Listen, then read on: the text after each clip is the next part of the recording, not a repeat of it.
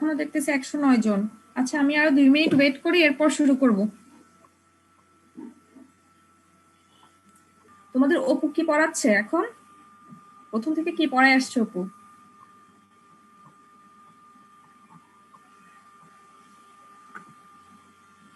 Miss mineral rock এগুলো শুরু করছে স্যার।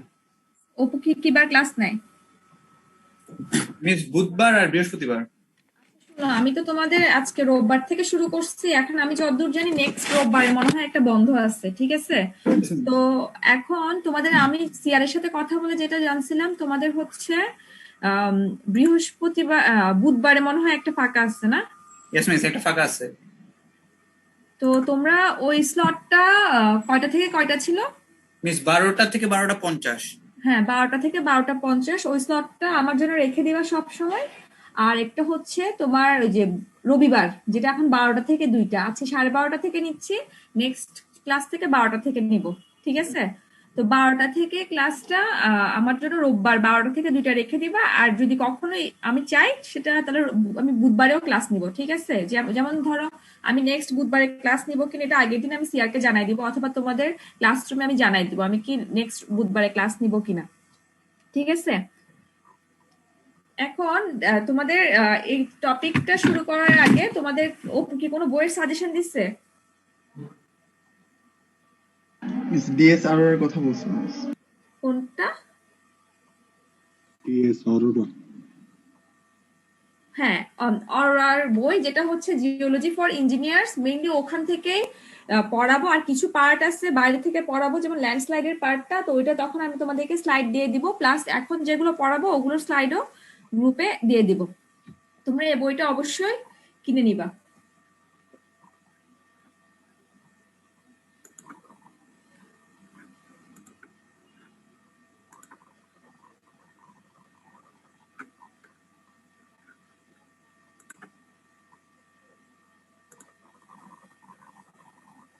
আমি যে স্লাইড শেয়ার করছি এটা কি দেখা যাচ্ছে? জি মিস। আচ্ছা, আমরা এখানে অনেক টপিকে আছে। প্রথমে আমরা শুরু করব সিম্পল টপিক গুলো দিয়ে। মোটামুটি ধরো প্রতিটা টপিকই মোটামুটি আসলে সিম্পল, তোমাদের একটু পড়তে মনে রাখতে হবে জিনিসগুলো, টার্মগুলো। আর যথেষ্ট ফিগার আছে এই চ্যাপ্টার গুলোতে, ফিগার গুলো ভালো করে প্র্যাকটিস করতে হবে। ফিগার যদি সুন্দর না হয় বা ফিগার যদি না আঁকো, তোমার কি নাম্বার হচ্ছে কি সেরকম আসবে না। ফিগারের সাথে তোমার প্রতিটা ডেফিনেশনের সাথেই ফিগার আঁকতে হবে। এখন দেখো, আজকে আমরা যেটা পড়বো সেটা টপিকটার নাম হচ্ছে ফোল্ডস। ফোল্ডস কি জিনিস আমি ফার্স্ট সিম্পলি একটু দেখাই তোমাদেরকে ফিগারটা। এখানে একটা দেখা যাচ্ছে, 3টা লাইন দেখা যাচ্ছে, এগুলো হচ্ছে হরাইজন্টাল বেড বলে এগুলোকে। ধরো হচ্ছে এগুলো হচ্ছে কি মাটি, মাটির 3টা লেয়ার। এখন তুমি যখন দুই পাশ থেকে কম্প্রেসিভ ফোর্স দিবা, অথবা দুই পাশ থেকে যখন সে কম্প্রেশন ফোর্স অথবা অন্য কোনো ফোর্স সে কি হবে কন্ট্যাক্ট করবে, তখন সেই হরাইজন্টাল বেডটা কি হয়ে যাবে, এরকম ফোল্ড হয়ে যাবে, এরকম আন্ডুলেটিং হয়ে যাবে। ফোল্ডিং আর কিছুই নেই, বেসিক সিম্পল জিনিসটাই হচ্ছে ফোল্ডিং। যখন দেখো আমি যদি ডেফিনেশনটা পড়ি,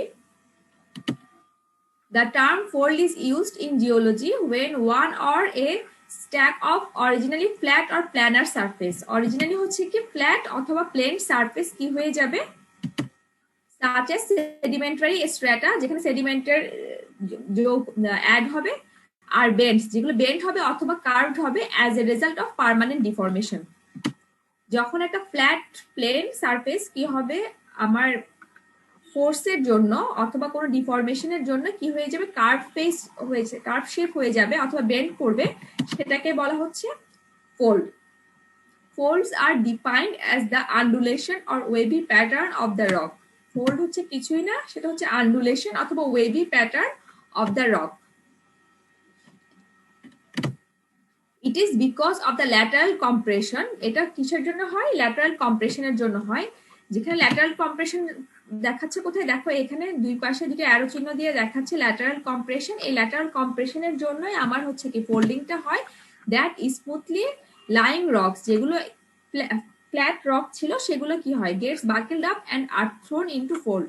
এই ল্যাটারাল কম্প্রেশন ফোর্সের জন্যই আমার ফ্ল্যাট সারফেসটা কি হয়ে যায়, এরকম বেন্ড ক্রিয়েট করে। একটা হচ্ছে আন্ডুলেটিং অথবা ওয়েভি প্যাটার্ন শো করে, এই ওয়েভি প্যাটার্নটাই হচ্ছে আমার ফোল্ড। তোমাদের যদি কোনো কিছু বুঝতে সমস্যা হয়, ঠিক আছে, আমাকে কোশ্চেন করবা, যেখানে পড়াচ্ছি তখনই কোশ্চেন করবা।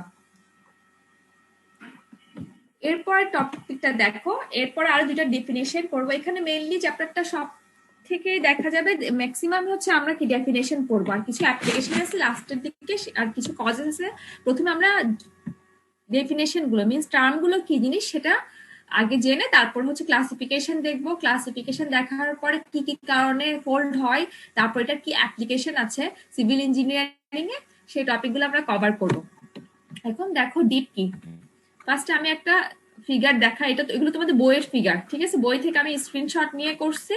এখানে দেখো ডিপটাকে কয়েকটা বেড লেয়ার দেখাচ্ছে, সেগুলো হচ্ছে কি দেখো একটা হরাইজন্টালের সাথে ইনক্লাইন্ড করে আছে বেডগুলো। দেখো প্রতিটা বেডই হচ্ছে কি একটার সাথে একটা প্যারালাল, আবার হচ্ছে কি হরাইজন্টালের সাথে ইনক্লাইন করে আছে। আবার দেখো এখানে একটা ডিরেকশন দেখানো হচ্ছে নর্থ, সাউথ, ইস্ট, ওয়েস্ট। তাহলে ডিপ কি জিনিস? The dip of a bed is defined as the inclination with the horizontal. ডিপটা কি জিনিস? এটা যদি আমার হরাইজন্টাল লাইন হয় আর এগুলো হচ্ছে কি আমার বেড, তো এই বেডগুলো এই হরাইজন্টাল লাইনের সাথে কত ডিগ্রি অ্যাঙ্গেলে আছে সেটাই হচ্ছে কি আমার deep. The dip of a bed is defined as the inclination with the horizontal. আমি আবারও বলছি, দেখো এটা হচ্ছে একটা হরাইজন্টাল লাইন আমার, আর এগুলো হচ্ছে কি আমার বেড সারফেস। এখন বেড সারফেসটা হরাইজন্টাল লাইনের সাথে কত ডিগ্রি অ্যাঙ্গেলে আছে সেটাকে বলা হচ্ছে কি deep.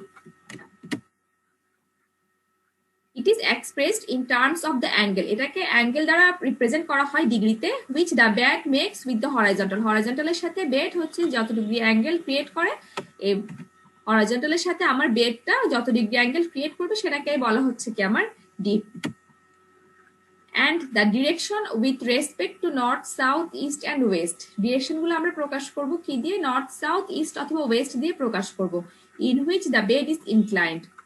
Thus, if a bed is making an angle of 30 degree with the horizontal, ধরে নিয়ে আমরা এখানে হরাইজন্টালের সাথে এই বেডটা 30 ডিগ্রি অ্যাঙ্গেল ক্রিয়েট করছে, and the inclination is directed due east, এবং ইনক্লাইনেশনটা তোমার দেখো কোন দিকে, এই যে হরাইজন্টাল আমার এখানে দেওয়া আছে নর্থ, সাউথ, ইস্ট, ওয়েস্ট। এখন আমার এই বেডটা হরাইজন্টালের সাথে 30 ডিগ্রি অ্যাঙ্গেলে আছে এবং ইনক্লাইনেশন কোন দিকে? আমার ইস্টের দিকে। ইনক্লাইনেশন কোন দিকে? বেডটার ইনক্লাইনেশন হচ্ছে 30 ডিগ্রি কোন দিকে? ইস্টের দিকে। তাহলে সেক্ষেত্রে আমরা এটাকে বলবো the dip of the bed may be mention as 30 degree due east, অথবা লিখতে পারি এটাকে 30 ডিগ্রি ইস্ট। এটাকে বোঝা গেছে? মিস হ্যাঁ বলো। এই যে স্ট্রাকচারটা কি হচ্ছে আমার রকের লাইনগুলো, মানে এই যে লাইনগুলো দ্বারা কি মিন করতেছে মিস? মানে যে এগুলো হচ্ছে, শোনো আমি রক তোমাকে যে ফর্ম করে রকের লেয়ার, লকের লেয়ার, হ্যাঁ। এখন হচ্ছে আমার হচ্ছে গ্রাউন্ড সারফেসে কি থাকে, বিভিন্ন লেয়ার থাকে না, কতক্ষণ হার্ড লেয়ার থাকে, কতক্ষণ সফট লেয়ার থাকে, কতক্ষণ রক লেয়ার থাকে, ঠিক আছে, ক্লে লেয়ার থাকে। তো এগুলো হচ্ছে কি এক একটা লেয়ার। আমি যে এখানে হরাইজন্টাল লাইন দেখাচ্ছি এগুলো হচ্ছে কি, এগুলো কি আন্ডুলেটিং হতে পারে, সবগুলো যে এরকম প্যারালাল হবে এমন কিন্তু না, ঠিক আছে।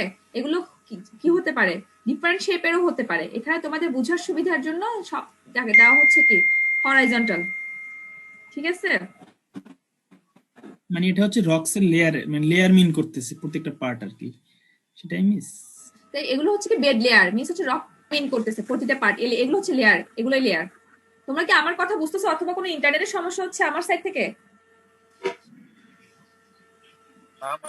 না মিস, শোনা যাচ্ছে। আচ্ছা, কোনো প্রবলেম হলে আমাকে বলিও, ঠিক আছে। তো এটা ডিপটা তো বুঝছো কি হরাইজন্টালের সাথে আমার বেড লেয়ার অথবা রকের লেয়ার গুলো কত ডিগ্রি অ্যাঙ্গেল ক্রিয়েট করে এবং কোন ডিরেকশনে থাকে সেটাই হচ্ছে কি আমার ডিপ। এবার আসো স্ট্রাইক কি জিনিস।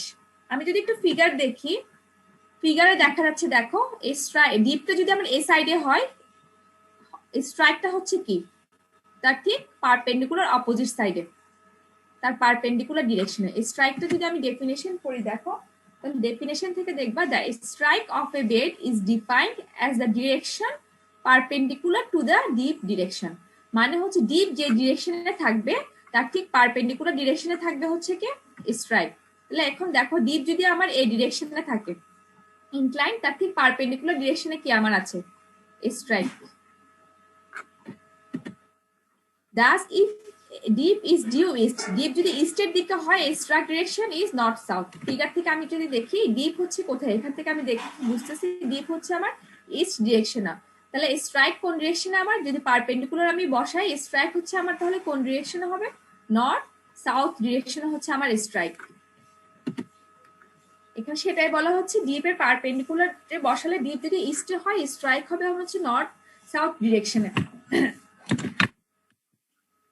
ম্যাম হ্যাঁ তাহলে ম্যাম যদি নর্থ দিকে যদি ডিপ হয় তাহলে কি স্ট্রাইক ইস্ট ওয়েস্টে হবে? দাঁড়াও ফিগারে আসি। হ্যাঁ বলো। ম্যাম যদি ডিপটা যদি ম্যাম নর্থ বা সাউথের দিকে হয় তখন কি হ্যাঁ, ম্যাম হ্যাঁ। স্ট্রাইকটা ইস্ট ওয়েস্টে হবে? ইস্ট ওয়েস্ট হবে, পারপেন্ডিকুলার ডিরেকশনে হবে। ওকে। The strike of a bed may also be understood as the direction of the line along which the bed or the bedding plane intersects the ground surface. এটা আরেকটা জিনিস দিয়ে বুঝে যায়, সেটা হচ্ছে কিভাবে direction of the line along which the bed or bedding plane intersect the ground surface.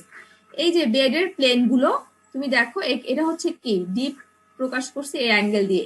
এই লেয়ারটা হরাইজন্টালি আমার বেডকে কোন লাইন বরাবর ছেদ করছে, ঠিক আছে। এই যে এটা একটা বেডের লেয়ার, এটাও হচ্ছে কি হরাইজন্টাল বেডের লেয়ার। এই হরাইজন্টাল বেডের লেয়ারটাকে দিয়ে আমি কি বের করতে পারি, স্ট্রাইক বের করতে পারি। এটা যদি হয় ডিপ ডিরেকশন, এটা হরাইজন্টালি তোমার বেডকে কোথায় ইন্টারসেক্ট করতেছে, বেড হরাইজন্টালি উপরে আপার লেয়ারে গ্রাউন্ড সারফেসে আমার বেডটা কোন লাইন শো করতেছে, সেটাই হচ্ছে আমার স্ট্রাইক। তোমাদের জন্য বুঝার সুবিধা দুইভাবে বুঝতে পারে, একটা হচ্ছে ডিপের পারপেন্ডিকুলারি ধরে করতে পারে, আরেকটা হচ্ছে আমার এই লেয়ারটা আমার সারফেসে কি বরাবর যাচ্ছে, ডিরেকশন অফ দ্য লাইন কোন ডিরেকশনে আছে সেখান থেকে আমরা স্ট্রাইক বের করতে পারি। এরপর দেখো একটা ফোল্ডের বিভিন্ন পার্ট থাকে। এখানে আমরা যদি ফিগারটা দেখি, এটা সিম্পল একটা ফোল্ড চিন্তা করো। প্রথমে এটা একটা যদি ফোল্ড হয়, এই ফোল্ডের কি কি পার্ট থাকে আমরা একটু ফিগার থেকে দেখি। ফিগার এখানে লিম্ব, প্রথম পার্টটা বলতেছি লিম্ব। আমি একটু ফিগার দেখি। প্রথমে লিম্ব বলতে কি বোঝাচ্ছে, এই পোর্শনটাকে বলা হচ্ছে লিম্ব, এই পোর্শনটাকে বলা হচ্ছে লিম্ব। মিনস হচ্ছে সেন্টার থেকে যদি দুই ভাগে যদি ভাগ করি তাহলে এক সাইডকে বলা হচ্ছে লিম্ব, তার পাশে আরেক সাইডকেও বলা হচ্ছে limb. A fold consists of two portion dipping in opposite direction. একটা ফোল্ড কনসিস্ট করে দুইটা পোর্শন নিয়ে, সেই দুইটা পোর্শনকে বলা হচ্ছে কি লিম্ব। যেমন তুমি যদি দেখো এখানে এটা হচ্ছে একটা লিম্ব, এটা হচ্ছে আরেকটা লিম্ব। এই ফিগারে এখানে হচ্ছে একটা পোর্শন, এখানে একটা পোর্শন ফোল্ডের, তাহলে এক দুটাকে বলা হচ্ছে লিম্ব। আর দুটোটাই কোন ডিরেকশনে আছে, দুটোটাই হচ্ছে কি অপোজিট ডিরেকশনে। এই যদি এই ডিরেকশনে থাকে, এই লিম্ব হচ্ছে কি তার অপোজিট ডিরেকশনে আছে। A fold consists of two portions dipping in opposite direction known as limb of the fold. The limb of a fold may have the same or different angle of dip or dip direction. এখন বলতে চাচ্ছে দেখো এই ফোল্ডে আমার দেখা যাচ্ছে ডিপের direction হচ্ছে কি ডিফারেন্ট, আবার এমনও কখনো হতে পারে যেখানে হচ্ছে কি আমার ডিপের ডিরেকশন কি হবে, সেম হবে। যদি আমি একটা ফিগার দেখাই তোমাদেরকে,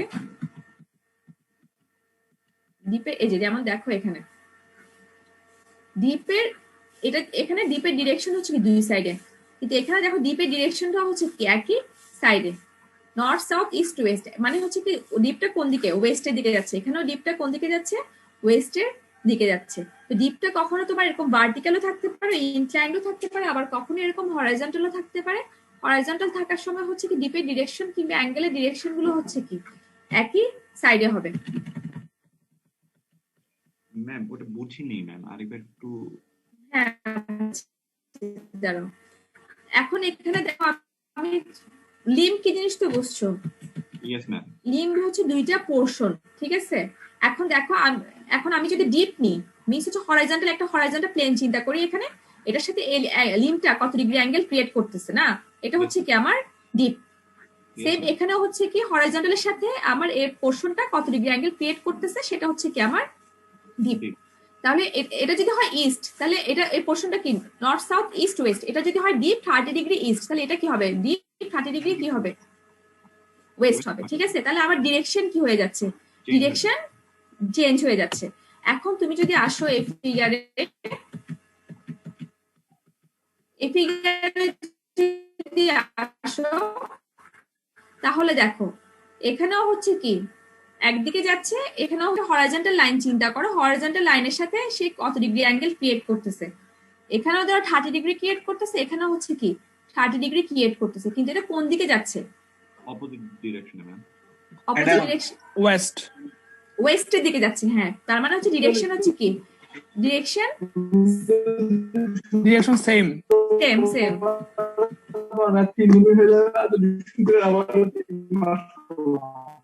কে একজন কথা বলতেছে, আমি কিছু বুঝি নাই কি বলছো। একজন ম্যাডাম কথা এখানে ম্যাডাম এখানে তিনটা লেয়ার কি আপনি ডিপ বলছেন? তুমি আমার কাছে প্রমাণ করবে যে আমার এরকম হচ্ছে। একজন করে কথা বলো। আর ডিফারেন্সিয়েশনের কপি বৈশিষ্ট্য যেগুলো তুমি এখন আমি কিছু কিছু এই জন্য টাইম দেওয়া এখন বড় করব, এরপরে তো আমার টাইমটা একটু শর্ট হয়ে আসবে। কারণ কি আমার নতুন কে কথা বলতেছে, আমি তো কিছু বুঝতেছি না। আমি চাচ্ছি ঈদের আগ পর্যন্ত তোমার যত বেশি টাইম দেওয়া শেষ করতে পারি, এই জন্য তোমার এই জিনিসগুলো সূত্র মুখস্থ করতে হবে। তাহলে অন্য অধ্যায় পরে একটু ম্যাথকে খুব ভালোবাসে, এই জন্য এই পড়ালেখা কথা বলতেছে কে? 84 লিখতে হয়, একটু ভাবতে হয়, ওটা ঠিক আছে, কিন্তু পড়াতে মুখস্থ করতে হয়। অনেকের কাছে ম্যাথ ভালো লাগে, আবার অনেকের কাছে মনে হয় math Raju mike off Raju তোমার মাইক অফ করো। সবই ভালো লাগাতে হবে, ওই মুখস্থ পড়া ভালো লাগাতে হবে, এটা ভালো লাগাতে হবে। তখন যখন মুখস্থ করতে করতে যখন মনে হচ্ছে যে না আমার পড়া আর হচ্ছে না, তখন তুমি ম্যাথ নিয়ে বসবা। ম্যাথ আছে অবসর টাইমে, দেখ কথা অন্তত 3 মাস ঠিক করে পড়ো, 3 মাসে বই শেষ। রাজু তোর মাইকটা অফ কর। আনবির জানাও। তো তুমি দিকে দিকে যদি 3টে অ্যান্সার তুমি রাজু মিউট কর।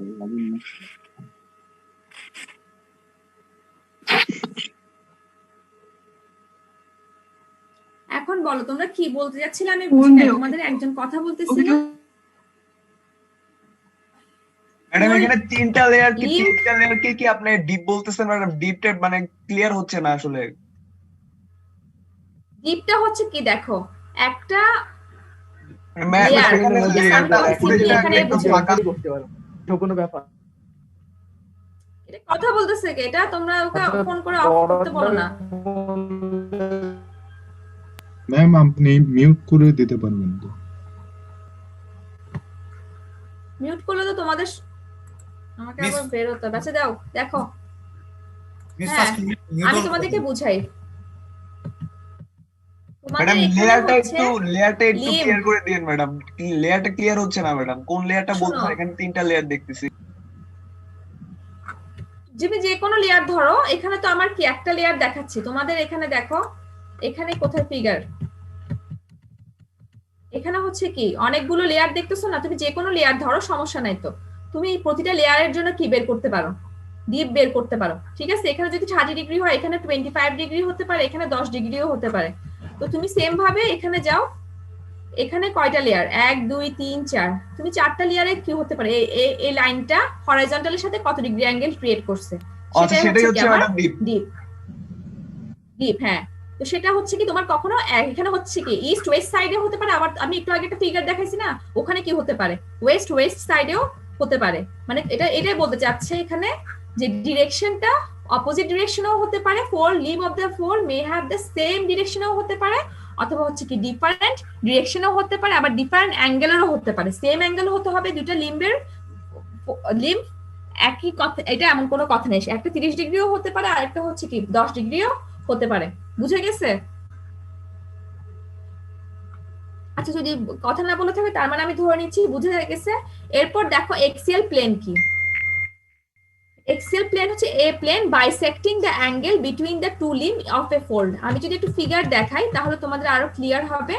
এখানে দেখো এক্সিয়াল প্লেন দিয়ে একটা ব্লু কালার একটা ইন্টারফেস দেখাচ্ছে, এটা লিম পুরোটা মিলে হচ্ছে ঠিক একটা ফোল্ড। এই ফোল্ডটাকে মাঝ বরাবর যেখানে কাটা হয়েছে, যে প্লেনটা দিয়ে কাটা হয়েছে সেটাকে বলা হচ্ছে কি, যে প্লেনটা দিয়ে কেটে এটাকে দুই ভাগ করা হয়েছে সেই প্লেনটাকে বলা হচ্ছে কি এক্সিয়াল প্লেন।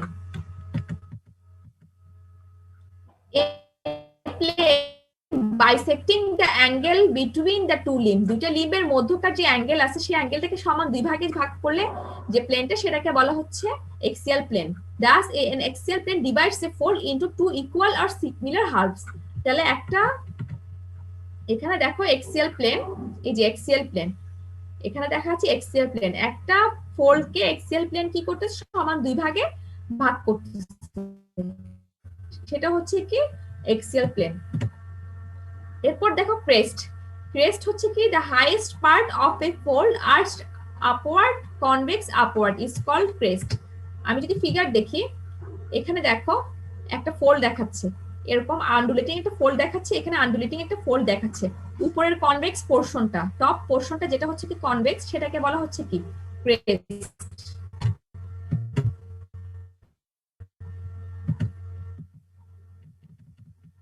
এরপর দেখো trap, the lowest part of down flexure convex downward is called trap.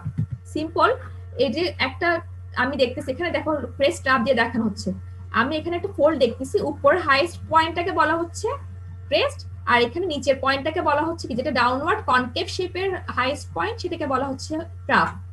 এখন আমাকে বলো এই চারটা পার্ট যে পড়াইছি কোন পার্টে কোশ্চেন আছে? এই চারটা limb, axial plane, crest, trough, এই চারটা পোরশন কি বুঝছো? ম্যাম ওই একটু ফার্স্টে লিম্বের সময় একটু দেখেছিলেন না যে দুটোর একদিকে ডিরেকশন ডিপ দুটোর? হুম। ম্যাম ওই জিনিসটা বুঝিনি যে ডিপ দুটো একদিকে কিভাবে ডিরেকশন হলো, ওই ডেফিনিট এক্সাম্পলটা বলো এবার বলো। ম্যাম ওই যে যখন আমরা লিম্ব পড়াচ্ছিলেন যে ম্যাম দেখিয়েছিলেন একটা ইস্ট আর একটা ওয়েস্ট, দুদিকে দুটো অপোজিট ডিরেকশন, কিন্তু ম্যাম একটি দেখিয়েছিলেন যে একটি একদিকে ডিরেকশন।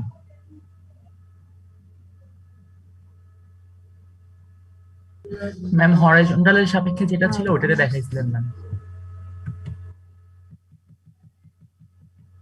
এটা জি ম্যাম এটা। হ্যাঁ বলো এখন এখানে কি কোশ্চেন? ম্যাম এখানে ম্যাম সেম দিকে ডিরেকশন কিভাবে হলো ডিপ দুটোর? আমি বলছিলাম কি এখানে ধরো আমি যদি একটা প্লেন নিই, ঠিক আছে, আমি এখানে কি নিচ্ছি, ধরো এটা 30 ডিগ্রি অ্যাঙ্গেল নিচ্ছি, এটা 30 ডিগ্রি অ্যাঙ্গেল নিচ্ছি, এটা কোন দিকে যাচ্ছে? ম্যাম এটা ম্যাম ওয়েস্টের দিকে যাচ্ছে। হ্যাঁ এটা কোন দিকে যাচ্ছে? এটাও ম্যাম ওয়েস্টের দিকেই যাচ্ছে। তাহলে ডিরেকশন কি হলো? আচ্ছা ম্যাম এখন ক্লিয়ার হয়েছে। এরপর দেখো আমি পড়ালাম হচ্ছে তোমাদেরকে আর তিনটা part, axial plane, crest, trough, ঠিক আছে? তো এই তিনটা জিনিস, তিনটা লিম্ব তো বুঝছো, এক্সিয়াল প্লেন, ক্রেস্ট, ট্রাপ, এই তিনটা জিনিস একটু বলো কে বুঝো নাই?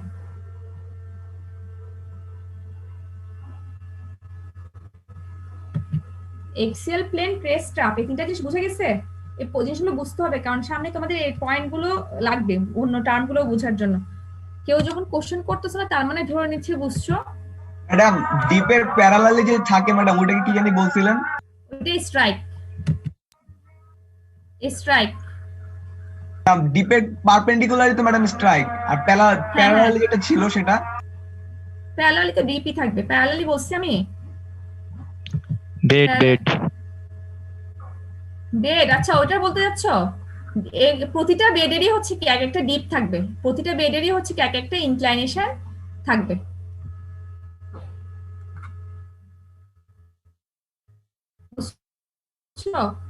মিস যদি বেডগুলো প্যারালাল হয় তাহলে তো ইনক্লাইনেশন সেম হবে। হ্যাঁ আর প্যারালাল না হলে ইনক্লিনেশন ডিফারেন্ট হবে।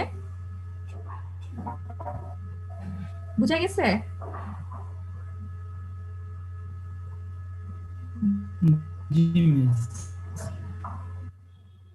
আচ্ছা তাহলে দেখো আমি তোমাদের এরপরে যাচ্ছি। এরপর টার্মটা হচ্ছে ফোল্ড এক্সিস। ফোল্ড এক্সিস জিনিসটা আমরা তো প্রথমে একটা প্লেন চিন্তা করছি, সেটা হচ্ছে কি এক্সিয়াল প্লেন, যেটা হচ্ছে ফোল্ডকে দুই ভাগে ভাগ করে। এখন দেখো এই ফিগার থেকে তুমি দেখো এটা একটা ফোল্ড, ফোল্ডকে দুই ভাগে ভাগ করতেছে হচ্ছে কি এক্সিয়াল প্লেন। তোমাদের কি দুইটার পরে ক্লাস আছে? না মিস নাই। আচ্ছা তাহলে আমার যতক্ষণ লাগে ততক্ষণ নিব আর কি, এই চ্যাপ্টারটা আজকে শেষ করাই দিব, ঠিক আছে? তোমাদের যেহেতু কোশ্চেন বেশি তো টাইম ধরো লাগবে, 57টা স্লাইড আছে, আশা করি হয়ে যাবে দুইটার মধ্যে, আর না হলে যতক্ষণ লাগে ততক্ষণ চলবে আর কি, ঠিক আছে? আর তোমরা তো দেখতেছি ক্লাসের মাঝখানে তো অনেক গল্প গুজব করতেছো, কোথায় কার সাথে ফোনে কথা বলতেছো ম্যাথ নিয়ে, মুখস্থ নিয়ে, তোমাদের তো সব কাজ চলতেছে। আচ্ছা দেখো এখানে আমি যদি একটা ফোল্ড দেখি, ফোল্ডের দেখো এটা হচ্ছে এক্সিয়াল প্লেন, যেটা কিনা সমান দুই ভাগে ভাগ করতেছে ফোল্ডকে। এখন দেখো ফোল্ডটা দুই ভাবে থাকতে পারে, এক্সিয়াল প্লেনের সাথে, মানে এক্সিয়াল প্লেন মিন্স হরাইজন্টালের সাথে হচ্ছে কি হরাইজন্টালি থাকতে পারে, আবার হচ্ছে কি হরাইজন্টালের সাথে কি হতে পারে এটা ইনক্লাইন্ডও থাকতে পারে। দেখো এক্সিসটা এরকমও থাকতে পারে, ফোল্ডটা সোজাও থাকতে পারে, আবার হচ্ছে কি ফ্লোরটা বাঁকানোও থাকতে পারে। তো ফোল্ডের যে উপরের লেয়ারটা, ফোল্ডের যে উপরের সারফেসটা মিনস হচ্ছে ক্রেস্টের যে উপরের পয়েন্টটা, এই যে দেখো ক্রেস্টের যে উপরের পয়েন্টটা, সেটা লাইনটা, সেটাকে বলা হচ্ছে কি fold axis. The line of intersection of the axial plane with any bedding plane is called fold axis. The fold axis may be horizontal position or may be in inclined position. তাহলে line of intersection কি হবে? Axial প্লেনের সাথে যে কোনো একটা bedding প্লেনের ইন্টারসেকশনটা। এখন এটা হচ্ছে এক্সিয়াল প্লেন, এটা হচ্ছে কি বেড। এটা এক্সিয়াল প্লেনটা একটা বেডের সাথে, এই বেডটার সাথে যেখানে ছেদ করছে সেটাকে বলা হচ্ছে কি axis of fold.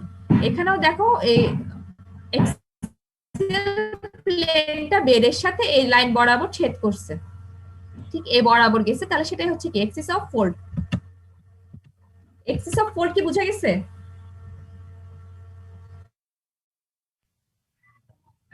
G miss.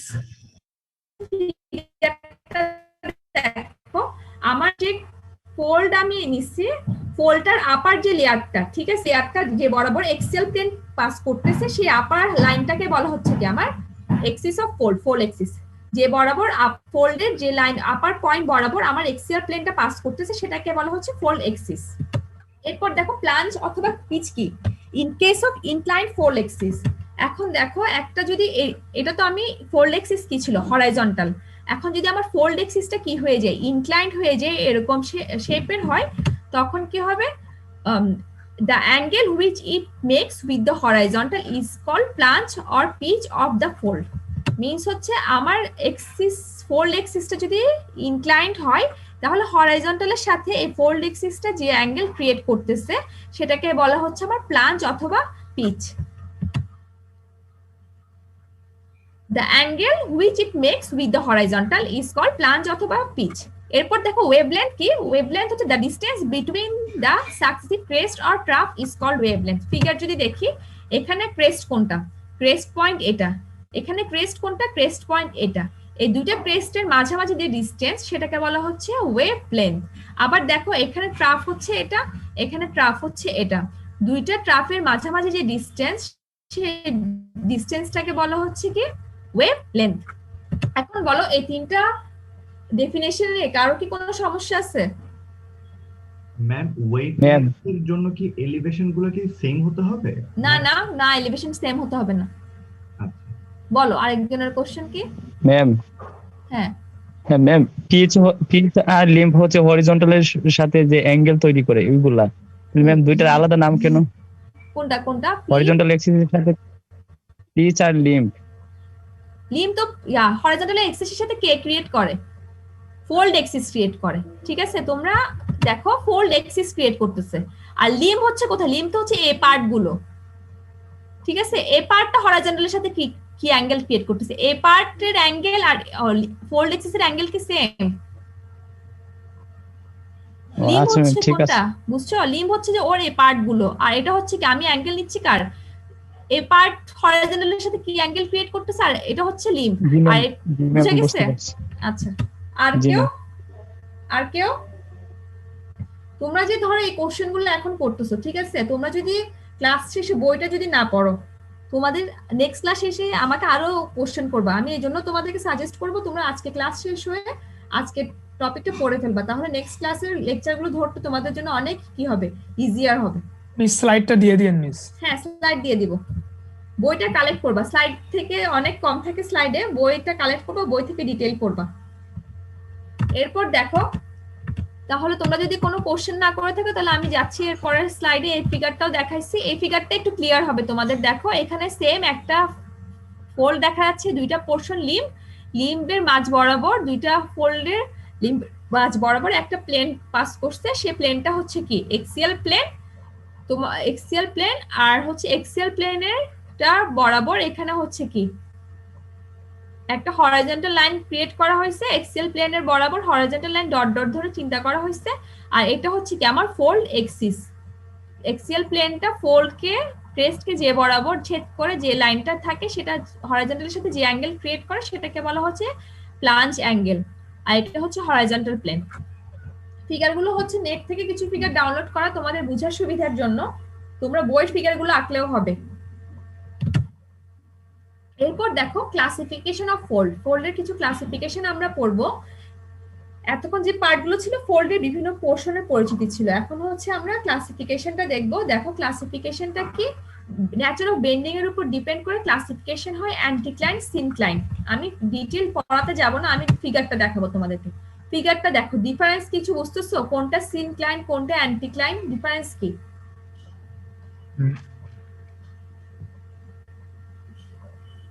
Ma'am একটা ইনক্লাইন হচ্ছে ক্রেস্টে, ট্রাফে।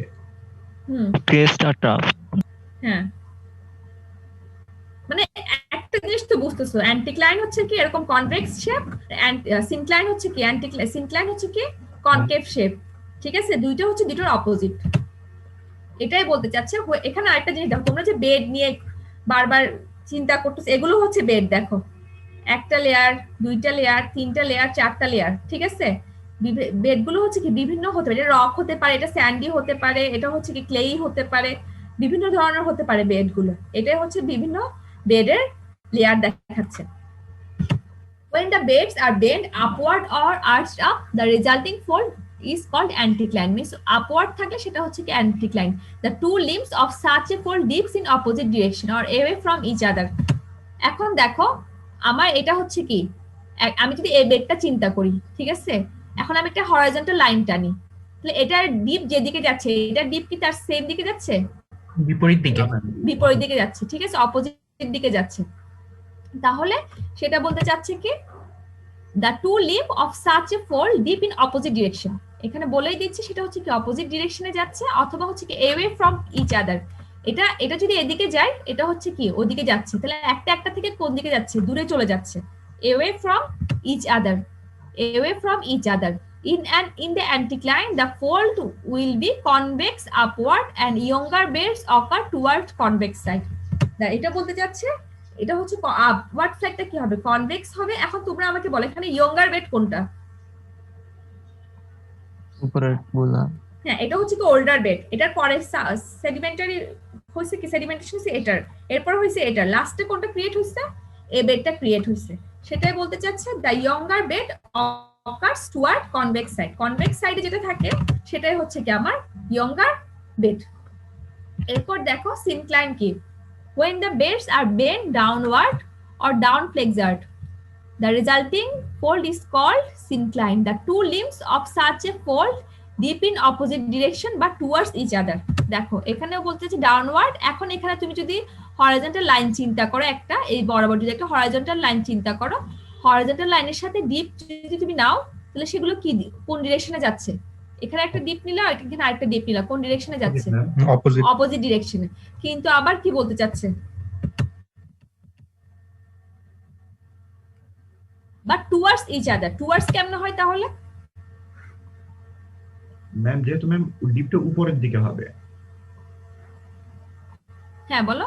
ম্যাম দুটো ডিপি উপরের দিকে হবে, সে কারণে। দুটো ডিপি উপরের দিকে হবে মিন্স তুমি যদি এভাবে চিন্তা করো, আমার ডিপগুলো কিভাবে আসতেছে? টুয়ার্ডস ইচ আদার আসতেছে। ঠিক আছে, আমি যদি ডিপটা চিন্তা করি কিভাবে, এভাবে যদি একটা লাইন ধরি, হ্যাঁ এখানে যদি একটা লাইন ধরি, এখান থেকে যদি আমি চিন্তা করি, এভাবে যদি আমি লাইন আঁকি, তাহলে সেক্ষেত্রে আমার কি হচ্ছে? ডিপটা কোন দিকে আসতেছে? একটার দিকে আসতেছে। আর অ্যান্টিক্লাইনে কি ছিল? আমার ডিপগুলো অপোজিট একটা থেকে দূরে সরে যাচ্ছে। আর আমার এখানে ফরমেশনটা কি? একটার দিকে আসতেছে। ঠিক আছে, তাহলে সেজন্য বলতে যাচ্ছে towards each other. In the syncline, the fold will be convex downward and the younger bed কোথায়? এখানে younger bed কোনটা? এই পোরশনটা। হ্যাঁ, তো কনকেভ ইয়ঙ্গার বেড। তোমাদের শুনো, লেখার সময় আমি তোমাদেরকে বলবো না হুবহু বইয়ের মতো লিখো, তোমাদের এত ডিটেলও দরকার নেই, তোমরা জাস্ট কি পয়েন্ট গুলো ছোট করে লিখবা, ছোট করে লিখো, কোনো সমস্যা নেই। এখানে আমাকে ডেফিনেশনটা বুঝাতে পারলেই হচ্ছে। সেখানে হচ্ছে কি আমার তোমার বেসিক ডিফারেন্সটা তো বুঝছো, সেটা হচ্ছে কি একটা কনভেক্স শেপ আর একটা হচ্ছে কি কনকেভ শেপ, আর একটা হচ্ছে কি ইয়ঙ্গার বেড কি হবে? উপরে হবে, এখানে কনভেক্স সাইডে হবে, আর একটা হচ্ছে কি ইয়ঙ্গার বেড কনকেভ সাইডে হবে। ক্লিয়ার? একটা তাহলে আমার এত কিছু তো জানো, এখন যা পড়া হয়েছে সব ধরো ভুলে যাও, এখন তুমি জাস্ট মনে রাখো অ্যান্টিক্লাইন দেখতে কিরকম? আপওয়ার্ড। ঠিক আছে, সিনক্লাইন দেখতে কিরকম? ডাউনওয়ার্ড। বুঝা গেছে?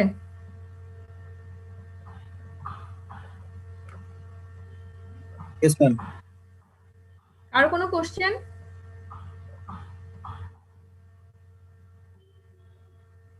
মিস হ্যাঁ বলো। ডিপ ডিপ যে আপনি আগে বললেন যে ডিপ দুইটা ডিফারেন্ট ডিরেকশনে মানে অপোজিট ডিরেকশনে, এই বিষয়টা হ্যাঁ। বুঝি না। আচ্ছা ধরো আমি তোমাদেরকে বলি, তোমাদের হয়তো ডিরেকশন বুঝতে সমস্যা হচ্ছে। এখানে ধরো আমি এই তো এক্সিয়াল প্লেন, আমি এই বরাবর একটা হরাইজন্টাল লাইন টানছি, ঠিক আছে? এই বরাবর ধরো আমার পক্ষে এখন আঁকা তো সম্ভব হচ্ছে না, এখানে আমি তোমাদেরকে দেখাচ্ছি এখানে একটা হরাইজন্টাল লাইন এখানেও গেল এখানেও গেল, ঠিক আছে? এখন তুমি যদি এখানে ডিরেকশন নাও, ডিপটা কি ডিরেকশন হবে? এখানে একটা হরাইজন্টাল লাইন টানছো, হ্যাঁ এখানে একটা হরাইজন্টাল লাইন টানছো, ঠিক আছে? এখন অ্যান্টিক্লাইনের ক্ষেত্রে ডিপ নিচ্ছ তুমি, এখানে একটা লাইন টানছো এখানে একটা লাইন টানছো, তাহলে ডিপ গুলো কি হচ্ছে, কোন ডিরেকশনে হচ্ছে? এই পয়েন্ট থেকে কোন দিকে যাচ্ছে, দূরে সরে যাচ্ছে না?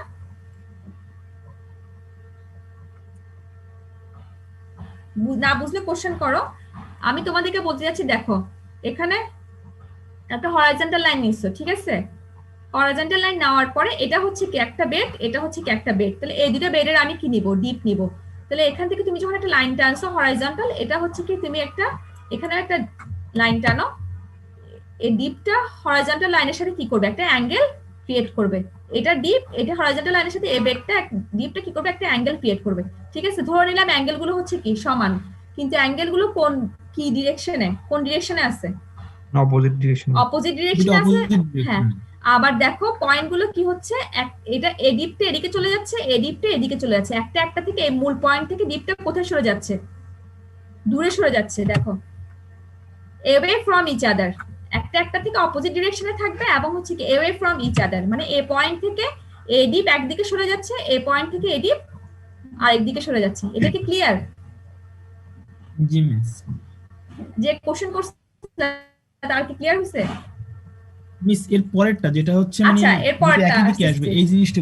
আচ্ছা ধরো আমি আবার হরাইজন্টাল এক্সিস যেটা এখানে নিছিলাম সেটাকে আমি এখানে আবার হচ্ছে কি টানলাম, ঠিক আছে? ঠিক এই বরাবর টানলাম।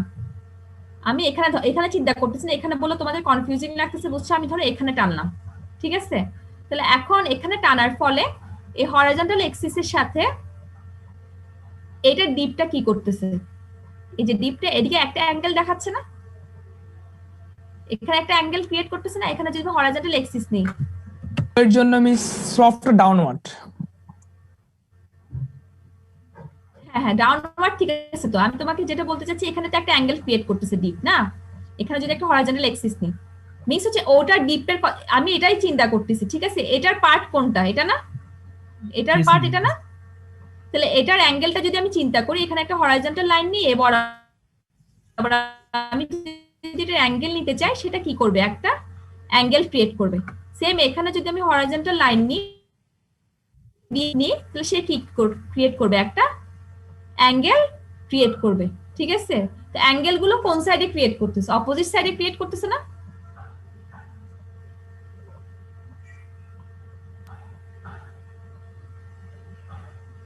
বুঝতেছো না?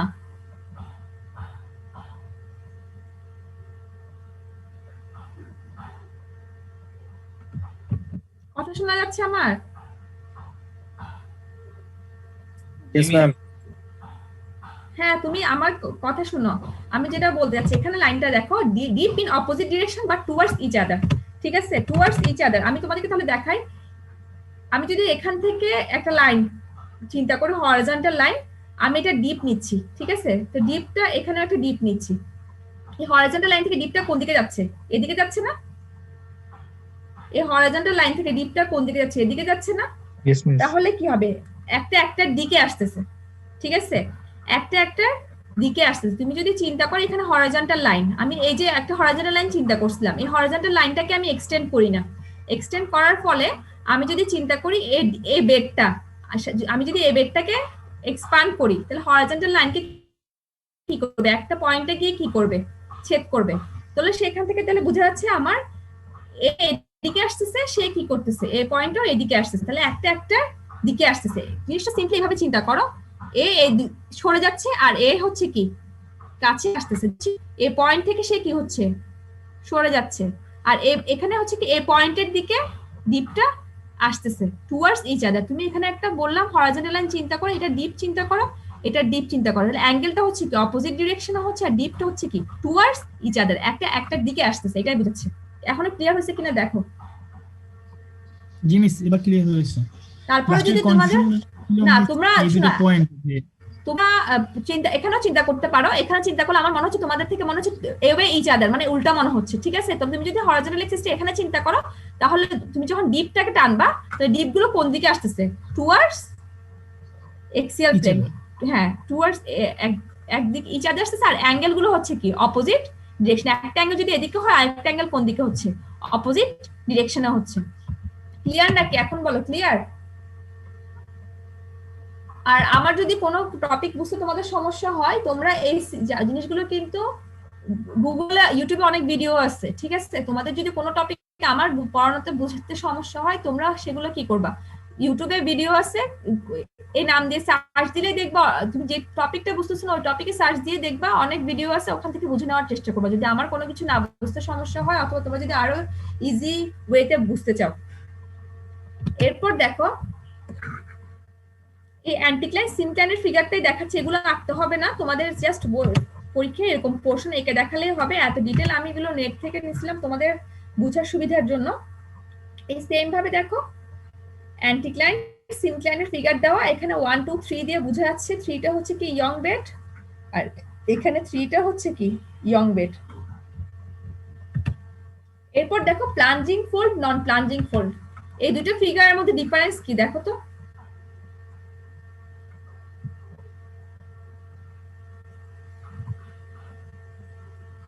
এখানে দেখো প্রথমে আসি নন প্লাঞ্জিং ফোল্ড আর প্লাঞ্জিং ফোল্ড। প্রথমে যদি আসি নন প্লাঞ্জিং ফোল্ড, দেখো if the axis of fold is in horizontal position, the fold is said non plunging. The axis of fold মানে হচ্ছে কি, এই যে একটা এক্সিয়াল প্লেন যদি তুমি এ বরাবর পাস করাও, তাহলে সেটা হচ্ছে কি, যে পয়েন্ট ছেদ করবে, লাইন ছেদ করবে। এখানে এক্সিস অফ ফোল্ড হচ্ছে কি এগুলো, ধরো আমার তো আর এখানে এক্সিয়াল প্লেন ড্র করে নাই, এগুলো হচ্ছে কি এক্সিস, ফোল্ড এক্সিস। এই ফোল্ড এক্সিস গুলো যদি একটা একটার সাথে কি থাকে, হরাইজন্টাল পজিশনে থাকে, the fold is said non plunging। এখানে দেখো ফোল্ড, এই যে এক্সিস অফ ফোল্ড যদি হরাইজন্টাল থাকে, মানে বলতে যাচ্ছে কি জানো, এটাই মানে এরকম ইনক্লাইন পজিশনে নাই এক্সিস অফ ফোল্ডটা। এক্সিস অফ ফোল্ডটা যদি প্রতিটা বেডের এক্সিস অফ ফোল্ড যদি কি থাকে, হরাইজন্টাল থাকে, মিন্স হচ্ছে প্রতিটা বেড যদি হরাইজন্টাল পজিশনে থাকে, তাহলে এরকম এগুলো হচ্ছে কি এক্সিস অফ ফোল্ড ধরে নিচ্ছে এগুলো, তখন সেটাকে বলা হচ্ছে non plunging. The limbs exposed over the ground surface extend parallel to each other. এখানে যে লিম্ব গুলো দেখাচ্ছে, এগুলো লিম্ব না, এগুলো প্রতিটা লেয়ার দেখো একটা একটার সাথে কি প্যারালাল। এখন যদি আমি নন প্লাঞ্জিংটা বলি, তখন তোমাদের আরো ক্লিয়ার হবে। If the axis of fold is incline two horizontal, এই যে দেখো হরাইজন্টালের সাথে যদি আমার এক্সিস অফ ফোল্ডটা কি হয়, ইনক্লাইন্ড হয়, তাহলে সেটা কি, আগেরটা বললাম হচ্ছে কি হরাইজন্টাল থাকবে, আর এখন হচ্ছে কি এক্সিস অফ ফোল্ডটা হচ্ছে কি ইনক্লাইন্ড থাকবে।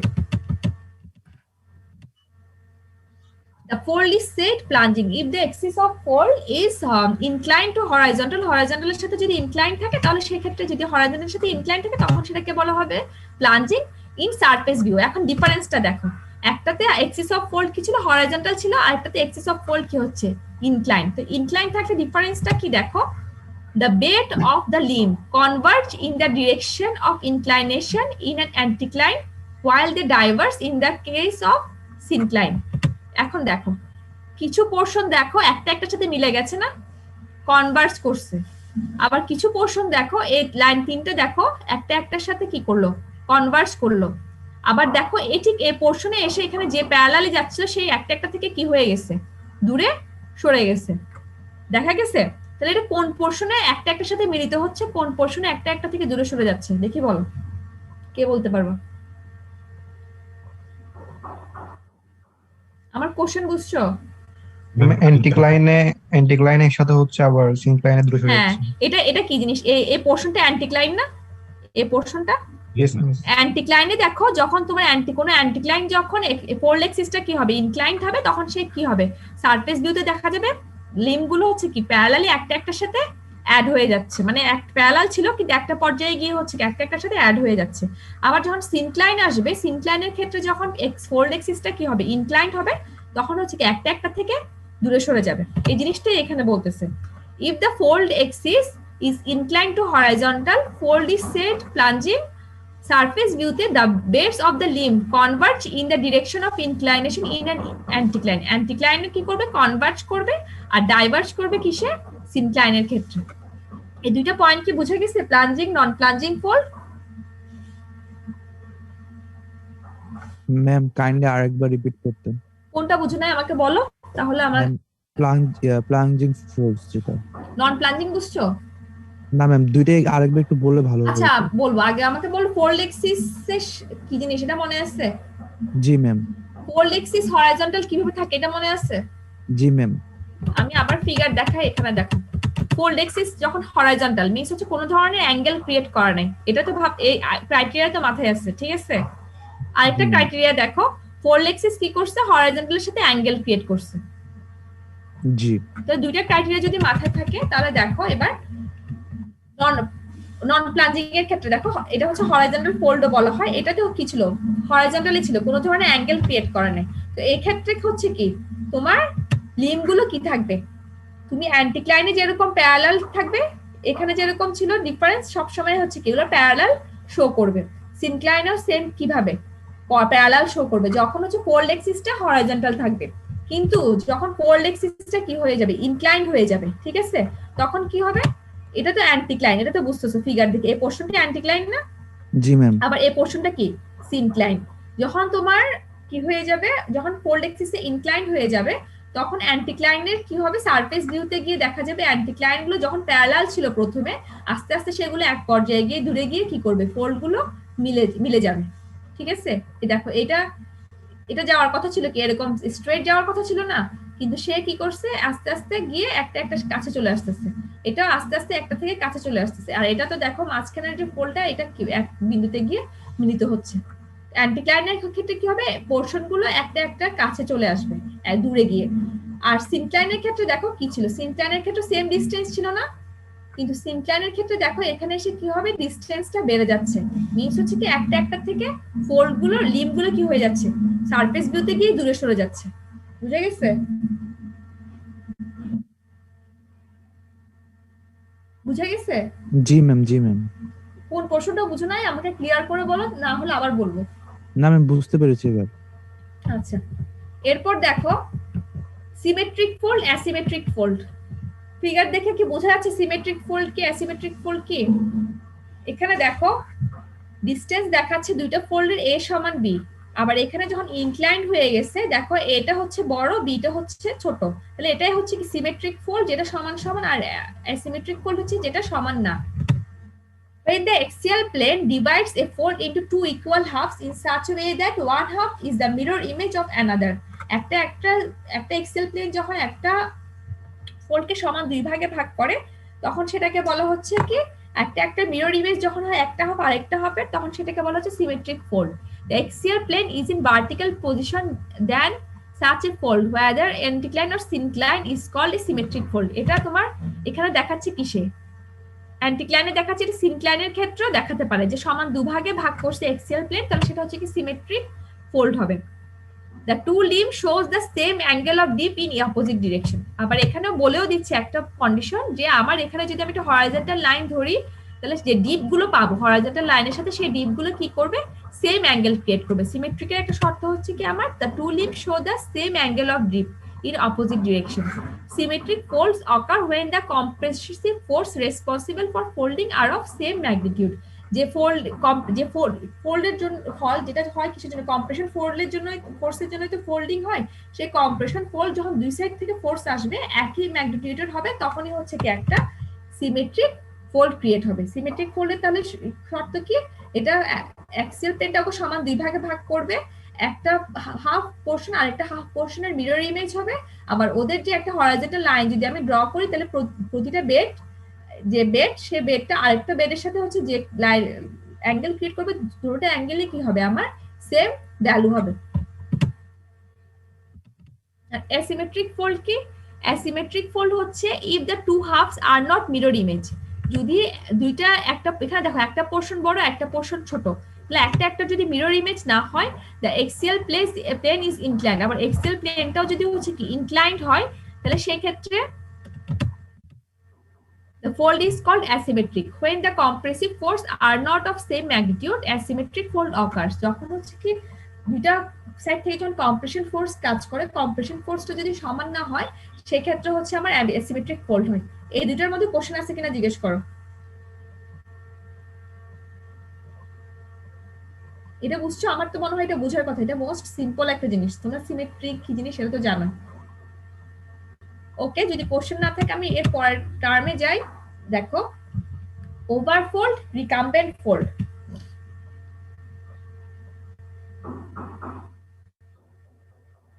ঠিক আছে, দেখো ওভারফোল্ড আর রিকাম্বেন্ট ফোল্ড। ওভারফোল্ডটাকে আরেকটা নাম হচ্ছে overturn fold. R those in which the axial plane is so much inclined, axial প্লেনটা এমন ভাবে ইনক্লাইন করা থাকে that the two limb dips in the same direction, একই ডিরেকশনে থাকবে কিন্তু হচ্ছে কি ডিফারেন্ট অ্যাঙ্গেল। এখানে দেখো বলতে চাচ্ছি, আমি যদি এখন এখানে একটা হরাইজন্টাল এক্সিস নিই, এখানে বলতেছে যদি আমি ডিপ ইন সেম ডিরেকশন কিন্তু হচ্ছে ডিফারেন্ট অ্যাঙ্গেল। এখন আমি যদি এখানে হরাইজন্টাল এক্সিস নিই, তাহলে আমি যখন ডিপ ক্যালকুলেশন করব, ডিপ ক্যালকুলেশন করলে দেখা যাবে ডিপ গুলো হচ্ছে কি একই ডিরেকশনে থাকবে, দুটো ফোর্সেরই ডিপ হচ্ছে কি একই ডিরেকশনে থাকবে কিন্তু অ্যাঙ্গেল হচ্ছে কি ডিফারেন্ট থাকবে, ডিফারেন্ট অ্যাঙ্গেল হবে। The limbs which remains the right side up, একটু যদি দেখো রাইট সাইড আপ হচ্ছে কি, রাইট সাইড আপ মানে বোঝাচ্ছে কি নর্মাল লিম্ব, যেটা হচ্ছে কি উপরের দিকে থাকবে, আর যেটা আপসাইড ডাউন নিচের দিকে থাকবে সেটাকে বলা হচ্ছে ইনভার্টেড। ভুল হয়েছে, দাঁড়াও এখানে স্লাইডে আমি কারেকশন করে দিব। এখানে ইনভার্টেড লিম্ব, ওভারটার্ন লিম্ব দুটো কথা একসাথে লিখে দিচ্ছে, আমি তো তোমাদেরকে কারেকশন করে দিব।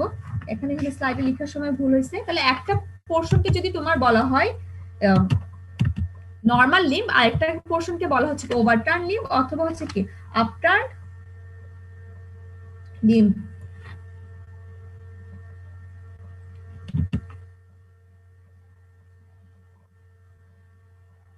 এরপর দেখো রিকাম্বেন্ট ফোল্ড। রিকাম্বেন্ট ফোল্ডটা দেখো কি বলতে যাচ্ছে, recumbent fold R those fold in which the axial plane is horizontal.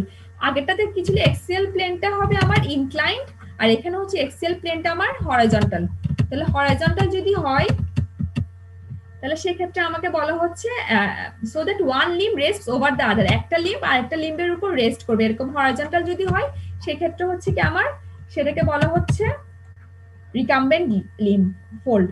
The overlying limb is right side up and normal limb, উপরের লিম্বটাকে বলা হচ্ছে নর্মাল লিম্ব আর নিচের লিম্বটাকে বলা হচ্ছে রিকাম্বেন্ট লিম্ব। এরপর দেখো আইসোক্লিনাল ফোল্ড, একটু ফিগারগুলো দেখে নাও। আইসোক্লিনাল ফোল্ড এর তিন ধরনের হয়, একটা হচ্ছে ভার্টিক্যাল, দেখে বুঝাচ্ছে ভার্টিক্যাল, একটা হচ্ছে ইনক্লাইন্ড আর একটা হচ্ছে রিকাম্বেন্ট। আইসোক্লিনাল ফোল্ড দেখো usually the folds have inclined limb, ফোল্ডের ইউজুয়ালি কি থাকে ইনক্লাইন লিম্ব থাকে। The limbs will be mutually diverging or converging with reference to the axial plane. একটা ফোল্ডের ক্ষেত্রে হচ্ছে কি লিম্বগুলো ইউজুয়ালি কি থাকে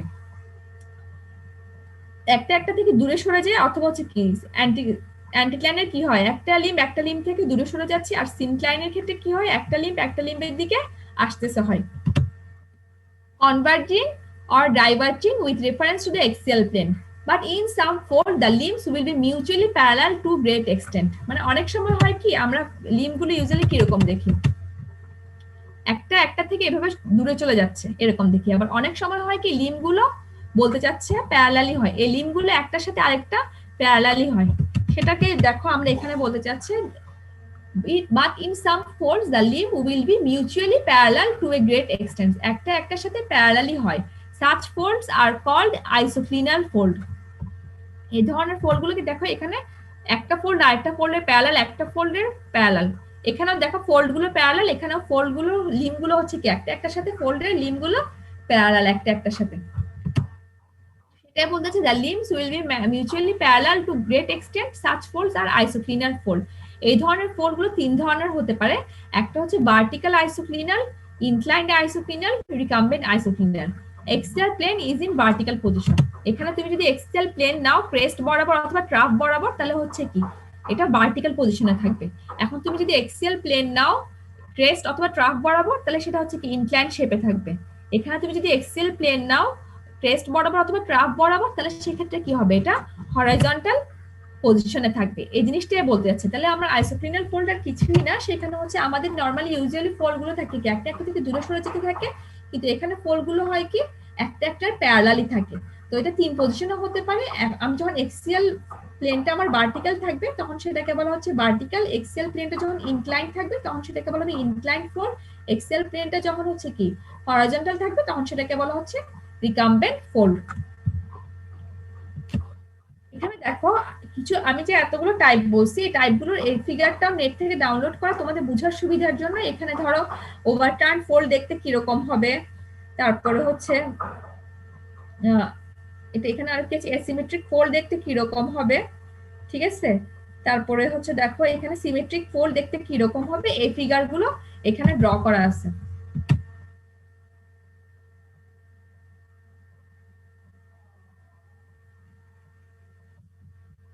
এরপর দেখো সেম এখানে ইয়ঙ্গার বেড, এই ফিগারটা তোমাদের দরকার নাই, জাস্ট বুঝার সুবিধার জন্য দেখতে কিরকম হয় ওভারটার্ন ফোল্ড এরকম। এখন এরপর দেখো ফিগারগুলো আরো দেওয়া আছে যে এখানে নরমাল টাইপের ফোল্ড কিরকম হয়, আইসোক্লিনাল ফোল্ড যেমন একটু আগে বললাম নরমাল ফোল্ড একটা একটা থেকে দূরে সরে যায়, আইসোক্লিনালে হয় কি একটা একটা প্যারালালি থাকে, রিকাম্বেন্ট হচ্ছে কি একটা একটার উপরে বসানো থাকে। এই ফিগারটা আরো সুন্দর, এখানে প্রতিটা জিনিস ভাগ করে করে দেখাইছে। অ্যান্টিক্লাইন দেখতে এরকম, সিনক্লাইন দেখতে এরকম, অ্যান্টিক্লিনোরিয়াম, সিনক্লিনোরিয়াম একটু পরে আমি দেখাবো পড়াবো ডেফিনেশন গুলো। তারপর ওভারটার্ন ফোল্ড দেখতে কিরকম, রিকাম্বেন্ট ফোল্ড দেখতে কিরকম, এটাই সেম। এখানে দেখো symmetric fold, asymmetric fold, isoclinal fold, overturn fold, recumbent fold, chevron fold. Chevron ফোল্ডটাও একটু পরে পড়াবো, দেখতে কিরকম হয় দেখাবে।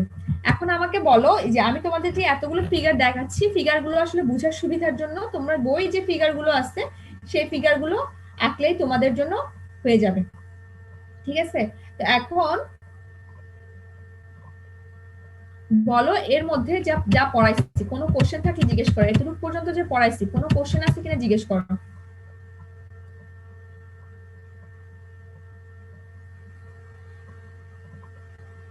কারো কোনো কোশ্চেন আছে? আমি কিন্তু রোল নাম্বার ধরে ধরে জিজ্ঞেস করবো এখন। মিস ওভারটার্ন ফোল্ড একটু বলা হতো। ওভারটার্ন ফোল্ড, হ্যাঁ বলো ওভারটার্ন ফোল্ডে কি বুঝো নাই?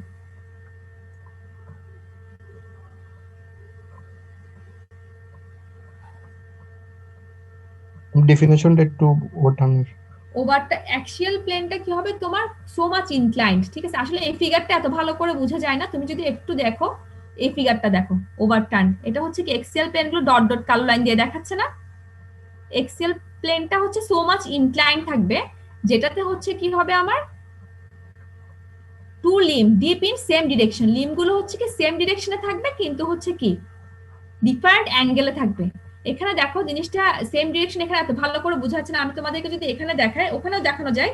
এই ফিগারটা দেখো লিম গুলো একই ডিরেকশনে আছে না, এটা এটা যদি এইদিকে যায় এটা থিং ঘুরে কোন দিকে আসছে, সেম সেম দিকে আসছে লিমটা ঘুরে, দেখছো?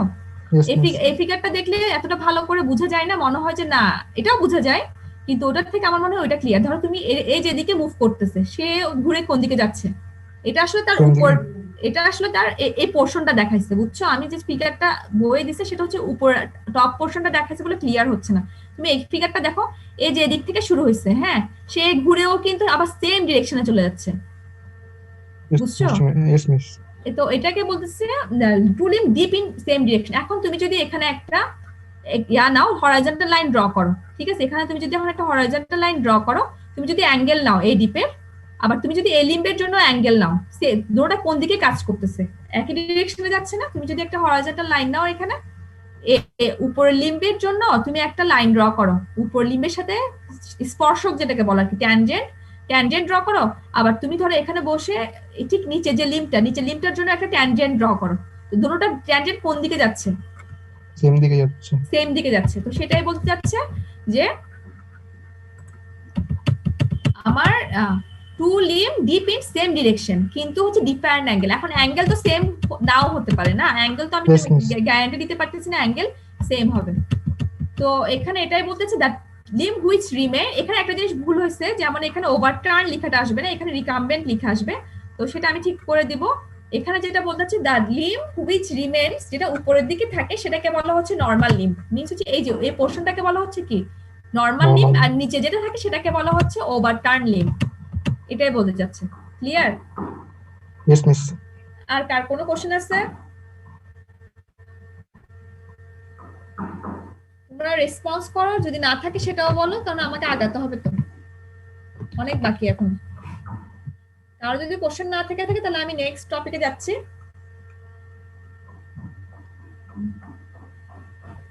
Open fold, close fold. এখানে দেখো ওপেন ফোল্ড, ফিগার দেখো ওপেন ফোল্ড আর ক্লোজ ফোল্ড। তাহলে ওপেন ফোল্ডের ডেফিনেশন কি? Depending on the intensity of deformation, ডিফরমেশনের উপর ডিপেন্ড করে the bed of the fold may or may not have uniform thickness। এগুলো তো বেড, একটা বেড দুইটা বেড, এখানে নিচেটা যদি ধরে তিনটা বেড, তাহলে বেড গুলো হচ্ছে কি ইউনিফর্ম একই থিকনেস এর নাও হতে পারে। তাহলে ওপেন ফোল্ডে দেখো যেটা বলতে চাচ্ছে, if the thickness of the bed is uniform throughout the fold it is open fold। Means হচ্ছে আমার এখানে দেখো, এখানে যে থিকনেস, এখানেও ক্রেস্টে যে থিকনেস, লিম্বেও হচ্ছে কি সেম থিকনেস, স্ট্রাফেও সেম থিকনেস, তাহলে সেটা হচ্ছে কি ওপেন ফোল্ড। এটা কেন হয়? This are the gentle and wide spread force produced due to mild intensity deformation. যখন ডিফরমেশনটা হচ্ছে কি খুব কম পরিমাণে হয়, তখন সেক্ষেত্রে আমার হচ্ছে কি এরকম ওপেন ফোল্ড ক্রিয়েট হয়। ওপেন ফোল্ডটা হচ্ছে কি থিকনেসটা ইউনিফর্ম থাকবে সব জায়গায়। ক্লোজড ফোল্ডটা কি?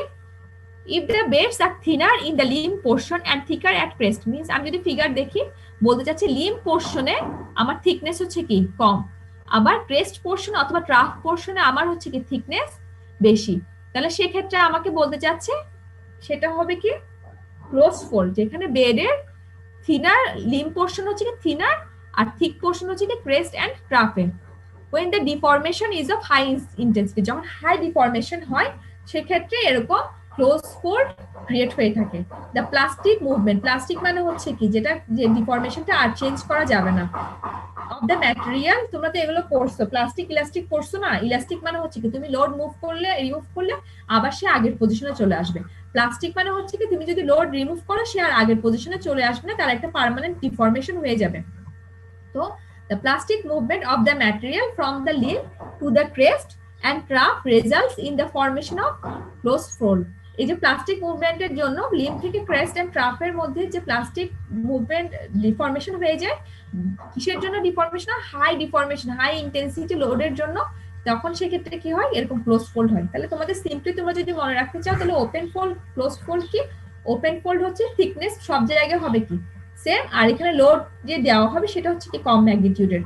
আর ক্লোজ ফোল্ড হচ্ছে কি লিম্বের থিকনেস কম, ক্রেস্ট এন্ড ট্রাফে হচ্ছে কি থিকনেস বেশি। এটা কিসের জন্য হয়? এটা হচ্ছে হাই ডিফরমেশনের জন্য হয়। এটা clear? Close open closed clear? Yes miss. এরপর দেখো similar fold, parallel fold. Similar fold এখানে দেখাচ্ছে, প্যারালাল ফোল্ড এখানে দেখাচ্ছে, দেখে মনে হচ্ছে দুটোটা সেম জিনিস। আচ্ছা তারপর আমরা দেখি সিমিলার ফোল্ড কি বলতে চাচ্ছে। if the shape or pattern of fold remains the same from surface to depth, the folds are called similar fold. However, the thickening and thinning effect is seen, thinning along the limb and thickening along the axial portion।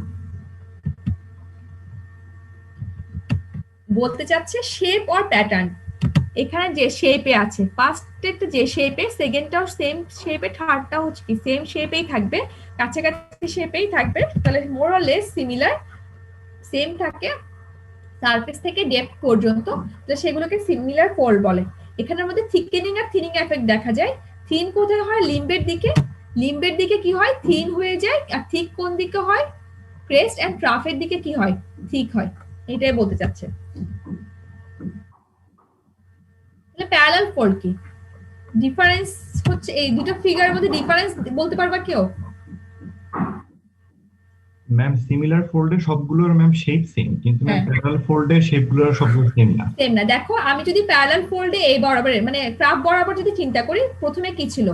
Point ছিল, আস্তে আস্তে পয়েন্টটা কি হয়ে গেছে? Circular shape হয়ে গেছে, ঠিক আছে? আবার দেখো তুমি যদি অ্যান্টিক্লাইন পোরশনে যাও, প্রথমে কি ছিল? সার্কুলার ছিল, আস্তে আস্তে সার্কুলার পোরশনটা কি হয়ে গেছে? অ্যাঙ্গুলার হয়ে গেছে, ঠিক আছে? এটাই হচ্ছে প্যারালাল। এখানে কিন্তু দেখো সবগুলোর শেপ কি সেম, এখানে কোনো অ্যাঙ্গুলার কিছুই নাই, সব হচ্ছে কি সার্কুলার ফেস, কিন্তু এখানে একটা পোরশন অ্যাঙ্গুলার পরে হয়ে যায় সার্কুলার, একটা পোরশন সার্কুলার পরে হয়ে যায় অ্যাঙ্গুলার। এটাই বলতে যাচ্ছে if the shape or pattern of fold changes from surface to depth, the surface থেকে depth পর্যন্ত যদি আমার শেপ অথবা প্যাটার্নটা চেঞ্জ হয়ে যায়, the crest and trough becomes pointed or angular, but the thickness of the folded bed remains more or less constant, give parallel rise to parallel force. The syncline are broader downward while anticline are broader upward.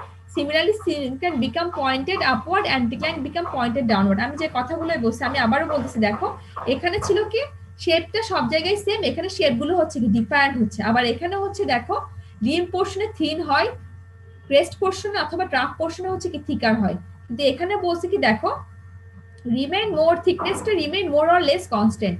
এখানে থিকনেসটা হচ্ছে কি, এখানে যে thickness, এখানে প্রতিটা জায়গায় thickness হচ্ছে কি মোর অর লেস সেম হয়, ধরে নেওয়া হয় যে থিকনেস গুলো প্রতিটা জায়গায় সেম হয়। এখানে যেখানে লিম্বে ছোট ছিল থিকনেস, আবার ক্রেস্ট ট্রাফে বড় হয়ে যেত, কিন্তু এখানে সব জায়গায় লিম্বে বলো, ক্রেস্টে বলো, ট্রাফে বলো, সব জায়গায় আমার থিকনেস হচ্ছে কি মোর অর লেস সমান হয়।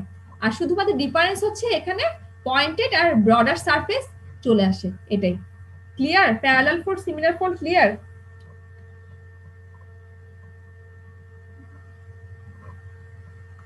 আচ্ছা দেখো এরপর হচ্ছে সুপ্রাটেনুয়াস ফোল্ড। যদিও এই ফোল্ডটা ফিগারে এত ভালো করে বোঝা যায় না বইয়ের ফিগারে, তারপর ডেফিনেশনটা দেখো, these folds develop during an environment wherein the process of folding takes place while sedimentation is going on. Usually আমার বেড লেয়ার গুলো কখন কিভাবে হয়, আমাদের বেড লেয়ার গুলো সেডিমেন্ট জমা হয়ে হয়ে তো হয়, ঠিক আছে? তো যখন ফোল্ডিং প্রসেস, এই ধরনের ফোল্ড গুলো কখন হয়, যখন সেডিমেন্টেশন হয়ে থাকে। As a result, the fold shows a considerable thickening and thinning effect. The rising anticline shows thin bed of sediment over them, and depressing syncline shows thick bed over them because of the differential accumulation of the sediment. Figure থেকে তেমন একটা ভালো কিছু বোঝা যায় না, আমাকে একটু জিনিসটা কেউ এক্সপ্লেন করতে পারো নাকি দেখি, এটা পড়ে কি বুঝছো, ডেফিনেশনটা পড়ে কি বুঝছো, আমাকে কেউ বুঝাই দাও। 1 মিনিট সময় দিচ্ছি, কে কি বুঝছো পড়ে আমাকে বুঝাই দাও।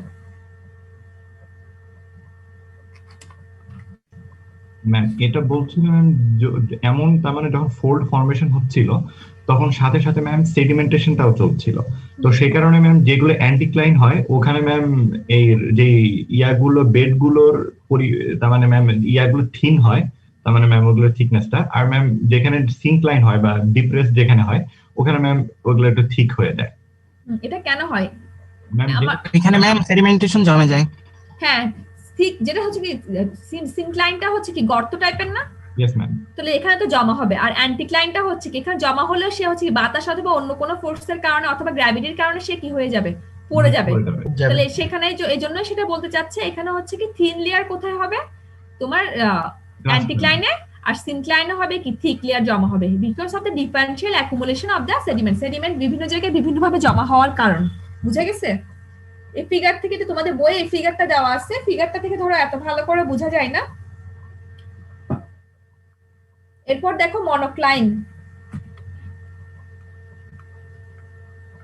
মনোক্লাইনটা যদি একটু দেখো, এখানে আমাদের নরমাল লিম থাকে কিরকম, এরকম, ঠিক আছে? কিন্তু এখানে ধরো মনোক্লাইনটা হচ্ছে কি একটা সারফেস, ধরো এরকম একটা হরাইজন্টাল সারফেস চলতে আছে চলতে আছে চলতে আছে, ঠিক আছে? এখন হঠাৎ করে যদি ওর ডিপ হয়, হঠাৎ করে সে হচ্ছে কি অ্যাঙ্গেলে পড়ে যায়, ঠিক আছে? পড়ে যাওয়ার পর সে আবার হরাইজন্টালি চলছে, তাহলে আমার মনোক্লাইনটা দেখতে কিরকম, বইয়ের ফিগার হচ্ছে মনোক্লাইনটা দেখতে হচ্ছে এরকম, ঠিক আছে?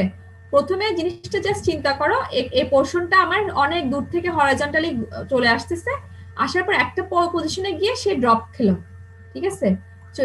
ড্রপ খাওয়ার পর আবার হরাইজন্টালি যাওয়া শুরু করলো। তো জিনিসটা দেখো, জিনিসটাকে তুমি যদি এখানে ডট ডট দিয়ে আঁকলো এই জন্যই যে দেখো, তুমি যদি এই পোর্শনটাকে এইভাবে চিন্তা করো, এটা কি ছিল, ডট ডট ছিল, এটাকে তুমি যদি টেনে উপরে তুলো তাহলে দেখতে এরকম লাগবে না? অথবা এই পোর্শনটা মিসিং, এটাই বোঝাচ্ছে যে আমার এই পোর্শনটাকে তুমি যদি টেনে উপরে তুলো তাহলে দেখতে তো এরকমই লাগবে। তো এখানে এই জিনিসটাই বোঝাচ্ছে, it is the fold usually one fold missing. এখানে তো দুইটা ফোল্ড থাকে, দুইটা লিম থাকে, actually one fold missing means এখানে দুইটা লিম থাকে। এখানে ফিগার দেখে মনে হচ্ছে একটা লিম আমার আছে আর একটা লিম হচ্ছে কি মিসিং, আসলে তো মিসিং না, সেটা হচ্ছে কি উপরে চলে গেছে, উপরে মানে হরাইজন্টালি ছিল আর কি, সেটা। হ্যাঁ, তাহলে ম্যাম পাহাড়ের খাদগুলো কি ম্যাম মনোক্লাইন হবে? সবগুলো তো আর মনোক্লাইন হবে না। Okay ma'am. এটা হচ্ছে তোমার, এটা তুমি চিন্তা করে দেখো, পাহাড় তো কন্টিনিউয়াস একটা বড় সময় ধরে প্লেন হয়ে এভাবে এসে পড়তেছে না, পাহাড়ে কিন্তু হচ্ছে কি ঘন ঘন কি ব্রেক আছে, কিন্তু এটা ধরো অনেক, এখানে যেটা বুঝাচ্ছে এখানে ধরো কি হতে পারে, তো অল্প এরিয়াতেও হতে পারে, এটা বড় এরিয়াতেও হতে পারে, তুমি সব পাহাড়কে কনসিডার করলেই হবে না, পাহাড় একটা এক্সাম্পল হতে পারে। এখন দেখো, it is the fold usually one fold missing, তোমাদেরকে যেটা বললাম একটা ফোল্ড মিসিং ধরা হয় when flat or gently dipping bed suddenly show steeper dip over small areas, হঠাৎ একটা ফ্ল্যাট বেড ছিল, হঠাৎ করে সে হচ্ছে কি স্টিপ একটা ডিপ দেখাচ্ছে, একটা অ্যাঙ্গেলে সে পড়ে গেল, তো তখন রেজাল্টিং স্ট্রাকচারটাকে বলা হচ্ছে মনোক্লাইন। The inclination of a monocline may range from a few degree to vertical position. এখন তুমি এখানে যদি ভার্টিক্যাল পজিশন ধরো, এখানে যদি একটু ভার্টিক্যাল পজিশন নাও, তো ভার্টিক্যাল পজিশনের সাথে সেটা কি কয়েক ডিগ্রি অ্যাঙ্গেল ক্রিয়েট করবে। The inclination of the monocline may range from a few degree to vertical position, কয়েক ডিগ্রি হতে পারে ভার্টিক্যাল পজিশনের সাথে। The vertical distance between two main part of the effected bed may range from a few to 100,000 metre. এখানে vertical distance বলতে চাচ্ছি এ limb আর এ লিম্বের ডিস্টেন্সটা তোমার কি হতে পারে, ভার্টিক্যাল ডিস্টেন্স কোথায় গেল দেখো, vertical distance between two main parts of the affected body, এই যে দুইটা পার্টের মধ্যে যে ডিস্টেন্সটা সেটাকে বলা হচ্ছে ভার্টিক্যাল ডিস্টেন্স। এই ভার্টিক্যাল ডিস্টেন্সটা কি হতে পারে,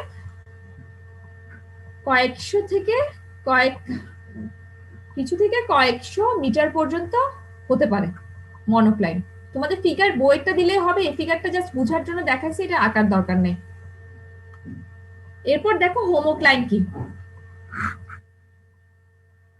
homocline is a set of inclined or dipping bed constitute a homocline. এখানে দেখো অনেকগুলো ইনক্লাইন বেড দেখাচ্ছে, এরকম কয়েকটা সেট অফ ইনক্লাইন বেড মিলে কি হয় হোমোক্লাইন হয়। It is assumed that a homocline is actually one limb of a fold, the other limb may be lying far away. Means হচ্ছে কি, আমি এটা হচ্ছে যে একটা লিম্ব হয়, আরেকটা লিম্ব কোন দিকে থাকবে, অপোজিট দিকে থাকবে না, বুঝা গেছে?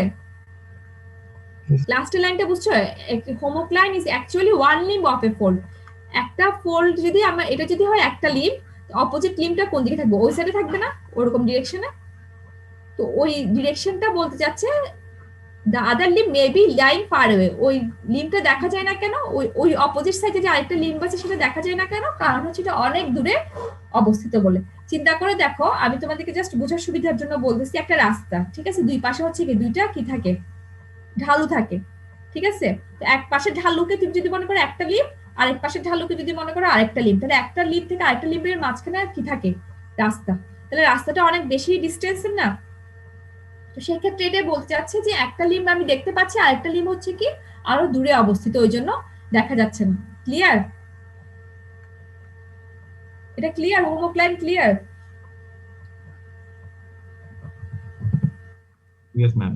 Yes, ma'am. আচ্ছা, এরপর দেখো ফ্যান ফোল্ড। ফ্যান ফোল্ডটা দেখো, নরমাল টাইপ ফোল্ড আর ফ্যান ফোল্ডটা কি। ফ্যান ফোল্ডটা হচ্ছে this are the fan shaped fold in which both the limbs are inverted dipping in opposite direction. এখানে হচ্ছে দেখো ফোল্ডগুলো, নরমাল ফোল্ড তো আমাদের এরকম, কিন্তু এখানে ফ্যান ফোল্ড হচ্ছে কি একটা একটার দিকে ইনভার্ট শেপ করা থাকে, একটা একটার দিকে আসতে থাকে, এখানে যদি চিন্তা করো একটা একটার দিকে আসতে থাকে, তো সেটা হচ্ছে যাচ্ছে dipping in opposite direction. However, in this fold, an anticline shows the two limbs dipping towards each other. Syncline shows two limbs dipping away each other. Anticline দেখো এই ফোল্ড একটা ফোল্ড এদিকে আসতেছে লিম্ব, একটা লিম্ব এদিকে আসতেছে towards each other, আর syncline হচ্ছে কি দেখো বলতে চাচ্ছে একটা একটা থেকে কি হয়ে যাচ্ছে, dipping away from each other, একটা একটা থেকে কি হচ্ছে দূরে সরে যাচ্ছে। এরপর দেখো শেভরন ফোল্ড। শেভরন ফোল্ডটা কি আর কিছুই না, জাস্ট ফিগার দেখে বুঝতে পারবা, এখানে হচ্ছে কি যেগুলো প্রেস ট্রাফ সেগুলো হচ্ছে কি অ্যাঙ্গুলার শেপ হয়ে যাবে। The fold that are curved sharply resulting with angular crest or trough is called chevron. এই ফিগার থেকে বোঝা যাচ্ছে শেভরন ফোল্ড হচ্ছে জাস্ট আমার হচ্ছে কি ক্রেস্ট এন্ড ট্রাফ গুলো কি হয়ে যাবে, অ্যাঙ্গুলার শেপ হলে সেটা হচ্ছে কি শেভরন হবে। ড্র্যাগ ফোল্ড, এটা খুব ইম্পর্টেন্ট, এই জিনিসটা বোঝা খুব ইম্পর্টেন্ট, জিনিসটা মজারও। দেখো এখানে হচ্ছে আমাদের ফোল্ড কিসে হয়, ইউজুয়ালি বেডে হয়, ঠিক আছে, আমি একটু সহজেই বুঝাই তারপর তোমাদেরকে ডেফিনেশন পড়াবো। এখানে এটা হচ্ছে কি একটা ফোল্ড, এখন দেখো এখানে তিনটা বেড লেয়ার দেখাচ্ছে, ঠিক আছে, তিনটা বেড লেয়ার দেখাচ্ছে। এখন বেড লেয়ারের মধ্যে যদি ফোল্ড হয় সেটাকে বলা হচ্ছে কি র্যাক ফোল্ড। ম্যাম মানে হচ্ছে কোন একটা লেয়ারের ভিতরে যদি আবার ফোল্ড হয়। হ্যাঁ, এখন ধরো এটা হচ্ছে এখানে তো এরকম তিনটে চারটে লেয়ার থাকবে না, বেডের ফোল্ডিংটা তো হচ্ছে নর্মাল ফোল্ড, ঠিক আছে। এখন লেয়ারের মধ্যে যদি ফোল্ডিং হয়, এখানে দেখো এরকম দেখাচ্ছে না, এরকম কিছু ফোল্ড দেখাচ্ছে না, লেয়ারের মধ্যে যদি ফোল্ডিং হয়, এখানে যদি তিনটে চারটা লেয়ার থাকতো, ঠিক আছে, এটাই ধরো এই জিনিসটা তিনটে চারটা লেয়ার, এই তিনটে চারটা লেয়ারের ভিতরে যদি ফোল্ডিং হয় সেটাকে বলা হচ্ছে ড্র্যাগ ফোল্ড। এটা কেন হবে দেখো, এখানে হচ্ছে উপরে কম্পিটেন্ট বেড বলতেছে, নিচেও কম্পিটেন্ট বেড বলতেছে, আর মাঝখানে হচ্ছে ইনকম্পিটেন্ট বেড। মানে ধরো উপরে একটা হার্ড লেয়ার, নিচে হচ্ছে একটা হার্ড লেয়ার, মাঝখানে হচ্ছে একটা সফট লেয়ার, ঠিক আছে। এখন উপরের হার্ড লেয়ারটা উপরের দিকে যেতে যাচ্ছে, নিচের হার্ড লেয়ারটা কোথায় আসতে যাচ্ছে, নিচের দিকে নামতে যাচ্ছে। তাহলে মাঝখানে লেয়ারটার উপর কি এটা এফেক্ট করবে না? একটা পোর্শন উপরের দিকে যাবে, একটা পোর্শন হচ্ছে কি নিচের দিকে আসবে। তো উপরের দিকে যাওয়ার জন্য আর নিচের দিকে আসার জন্য যে ফোল্ডিং হবে মাঝের লেয়ারে, কারণ মাঝের লেয়ারের ফোল্ডিংটা কিসের জন্য হবে, কারণ হচ্ছে মাঝের লেয়ারের হচ্ছে সফট লেয়ার, উপর হার্ড লেয়ার যখন উপর দিকে মুভ করতে যাবে, নিচে হার্ড লেয়ার যখন নিচের দিকে মুভ করতে যাবে, তখন এটা এই দুটা ডিফারেন্সের জন্য সফট লেয়ারের মধ্যে কি হবে, একটা ফোল্ডিং ক্রিয়েট হবে, সেটাকে বলা হচ্ছে, এই যে দেখো এটা আবার দেখাচ্ছি এখানে, সেটাকে বলা হচ্ছে আমার ড্র্যাগ ফোল্ড। এটা হচ্ছে হার্ড লেয়ার, এটা হার্ড লেয়ার, একটা হার্ড লেয়ার এদিকে যাচ্ছে, আরেকটা হার্ড লেয়ার নিচে এদিকে যাচ্ছে, তাহলে এটার জন্য দুই দিকে মুভ করার জন্য সফট লেয়ারের মাঝখানে কি হবে, ফোল্ড হবে। ফোল্ড হবে। জিনিসটা কি বুঝে গেছে? আমি এখন ধরো তোমাদেরকে ডেফিনেশনটা পড়াই। These are the minor asymmetrical fold within major fold. Major ফোল্ডের মাঝখানে এগুলো হচ্ছে মেজর ফোল্ড, এটা মেজর ফোল্ড, ঠিক আছে। মেজর ফোল্ডের মাঝখানে কি হচ্ছে, মাইনর ফোল্ড হচ্ছে, but confined to only incompetent bed. Incompetent bed মানে যেটা দুর্বল বেড, সেটার মধ্যে হয় which are sandwich between competent bed. ইনকম্পিটেন্ট বেডটা কিসের মাঝখানে থাকে, কম্পিটেন্ট দুটো বেডের মাঝখানে থাকে, দুটো হার্ড লেয়ারের মাঝখানে একটা সফট লেয়ার থাকে। This develop because of the sharing dragging effect. কিসের জন্য শেয়ারিং ড্র্যাগিং এফেক্ট, এখানে একটা শেয়ারিং ড্র্যাগিং এফেক্ট কিসের জন্য, এদিকে একটা শেয়ার ফোর্স কাজ করতেছে উপরের দিকে, এদিকে একটা শেয়ার ফোর্স কাজ করতেছে নিচের দিকে। If a weak competent bed is enclosed, if a weak incompetent bed is enclosed between two hard incompetent bed, যেটা বলছে উইক বেড যদি একটা দুটো হার্ড বেডের মাঝখানে থাকে, and the two competent beds happen to slide past the incompetent bed in opposite direction, যেটা বলছিলাম যে কম্পিটেন্ট বেড দুটার মাঝখানে যদি ইনকম্পিটেন্ট বেড থাকে, আর একটা উপর দুটা কম্পিটেন্ট বেড যদি একটা একটার অপোজিটে মুভ করতে থাকে opposite ডিরেকশনে, the fold produced within the incompetent bed by the dragging effect will be termed as drag force. এতক্ষণ যে কথাগুলো বললাম সব আমি এখানে বলছি, যে দুটো হার্ড লেয়ার থাকবে, মাঝখানে সফট লেয়ার থাকবে, দুটো হার্ড লেয়ার দুই সাইডে মুভ করার জন্য সফট লেয়ারের মাঝখানে যে ড্র্যাগিং ফোর্সের কারণে যে ফোল্ড ক্রিয়েট হবে সেটাই হচ্ছে কি আমার ড্র্যাগ ফোল্ড। বুঝে গেছে? ইস মেজর ফোল্ড গুলা অপোজিট ডাইরেকশনে কেন মুভ করতে চাই? হ্যাঁ, সেম মেজর ফিল্ড গুলা কেন অপোজিট ডাইরেকশনে মুভ করে? এটা তো সেম ডাইরেকশনে মুভ করতে পারতো। করতে পারে কোনো সমস্যা নেই। করতে পারলে কি হবে, একই ডিরেকশনে হবে, সমস্যা কি, একই সাইডে ফোল্ড হবে। এটা তোমাদেরকে বোঝার সুবিধার জন্য বসে, সবসময় যে আমার অপোজিট সাইডে ফোল্ড মুভ করবে এমন তো না, ঠিক আছে, একই সাইডেও করতে পারে। তখন জাস্ট ইয়াগুলো কি হবে, একই সাইডে হচ্ছে কি হবে জিনিসগুলো, হ্যাঁ ফোল্ড দেখা যাবে, শেপটা ডিফারেন্ট হবে আর কি। এখন দেখো অ্যান্টিক্লিনোরিয়াম আর সিনক্লিনোরিয়াম, ঠিক আছে। তাহলে এখানে ফিগারটা দেখে কি বুঝা যাচ্ছে, এটা হচ্ছে একটা নর্মাল ফোল্ড। এখন ফোল্ডের যে বেডগুলো আছে, বেডগুলোর মধ্যে যদি ফোল্ডিং, এতক্ষণ পড়লাম কি আমরা ড্র্যাগ ফোল্ডে যে ভিতরে ফোল্ডিং হয়েছে, একটা দুর্বল সফট লেয়ারের মাঝখানে ফোল্ডিং হয়েছে। এখন বলতেছে বেডের যে সারফেস আছে সেই সারফেস গুলোতে যদি ফোল্ডিং হয়, দেখো এটাই অ্যান্টিক্লিনোরিয়াম সিনক্লিনোরিয়াম, সারফেসের মধ্যে যদি ফোল্ডিং হয় সেটাকে কি বলবো, অ্যান্টিক্লিনোরিয়াম সিনক্লিনোরিয়াম। যদি এটা অ্যান্টিক্লাইনে হয় তাহলে সেটাকে বলবো হচ্ছে অ্যান্টিক্লিনোরিয়াম, আর যদি এটা সিনক্লাইনে হয় তাহলে সেটাকে বলবো হচ্ছে সিনক্লিনোরিয়াম। When the limbs of folds are not in plane but characterized by the appearance of other minor fold on them, the major folds are called in anticlinorium and synclinorium. Anticlinorium synclinorium is a large anticline or syncline which is further thrown into a smaller fold. এই জিনিসটাকে বুঝছো নাকি দেখো, সময় দিচ্ছি একটু পরে দেখো কোনটা বুঝো না।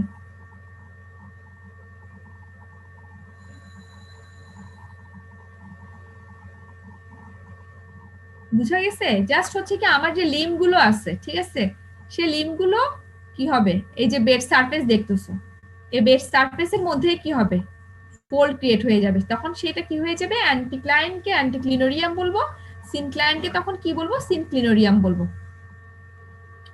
এরপর দেখো গিন্টিক্লাইনস আর একটা হচ্ছে জিও সিনক্লাইনস।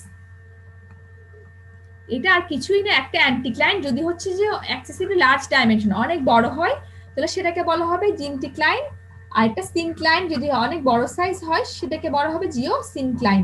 এটার কিছু এক্সাম্পল এখানে দেওয়া আছে, তো প্র্যাকটিক্যাল এক্সাম্পল। যদি হচ্ছে যে অ্যান্টিক্লাইনের সাইজ বড় হয় তাহলে সেটা হচ্ছে কি জিন্টিক্লাইন, আর সিনক্লাইনের সাইজ বড় হলে সেটা হচ্ছে জিও সিনক্লাইন।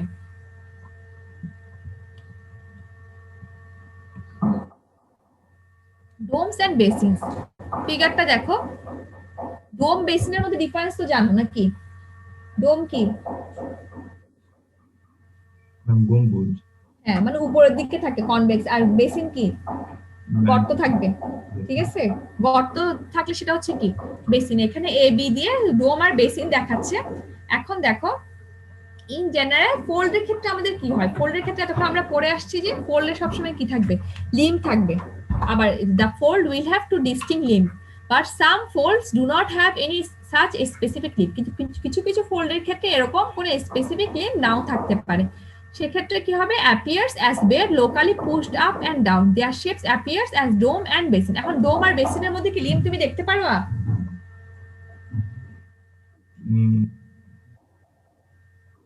আমি এতক্ষণ যে দুটা লিম্ব দেখাইছি, ঠিক আছে, এখন ডোম তো হচ্ছে কি একটা গম্বুজ, আর ম্যাম দেখা যাবে ম্যাম, মানে দেখা যাবে মিন্স হচ্ছে তুমি এরকম স্পেসিফিক একটা বেড দেখাতে পারবা না, ঠিক আছে, সেটা হচ্ছে কি উপর থেকে দেখা যাবে, এটা দেখা যাবে। হ্যাঁ হ্যাঁ, পুরোটাই তোমাকে হচ্ছে কি এক একটা পজিশনে এক একটা ডিপ থাকবে, ঠিক আছে। সেটা বলছে the some folds do not have specific limb, কোনো স্পেসিফিক লিম্ব থাকবে না, পুরোটাই হচ্ছে কি appears as bed locally pushed up or down. মনে হবে যে নিচে থেকে ধাক্কা মেরে উপরে তুলে দেওয়া হয়েছে, পুশড আপ, অথবা নিচের দিকে নেমে গেছে।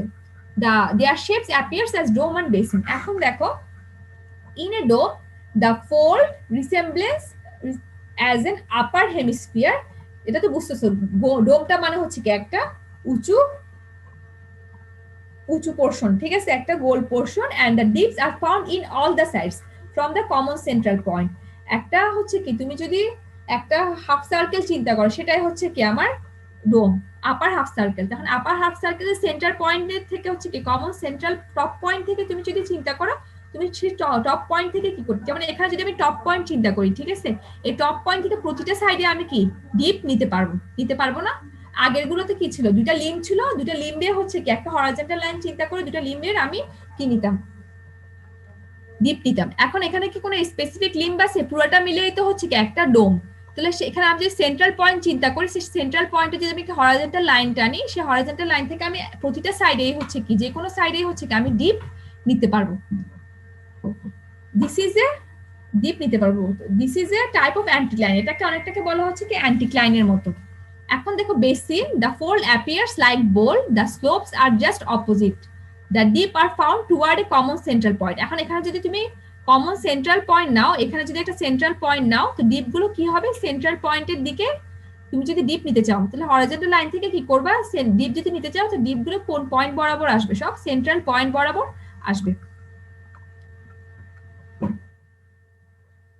This type is a syncline. Anticline হচ্ছে কি, অ্যান্টিক্লাইন হচ্ছে উপরের দিকে থাকে, অ্যান্টিক্লাইন লাইক হচ্ছে কিসের মতো, ডোমের মতো, আর সিনক্লাইন হচ্ছে কি নিচে গর্ত করা থাকে, এই যে নিচে গর্ত করা থাকে।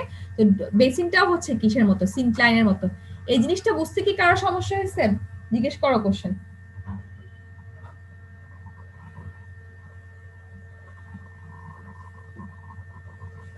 ডোম বেসিন বুঝছো?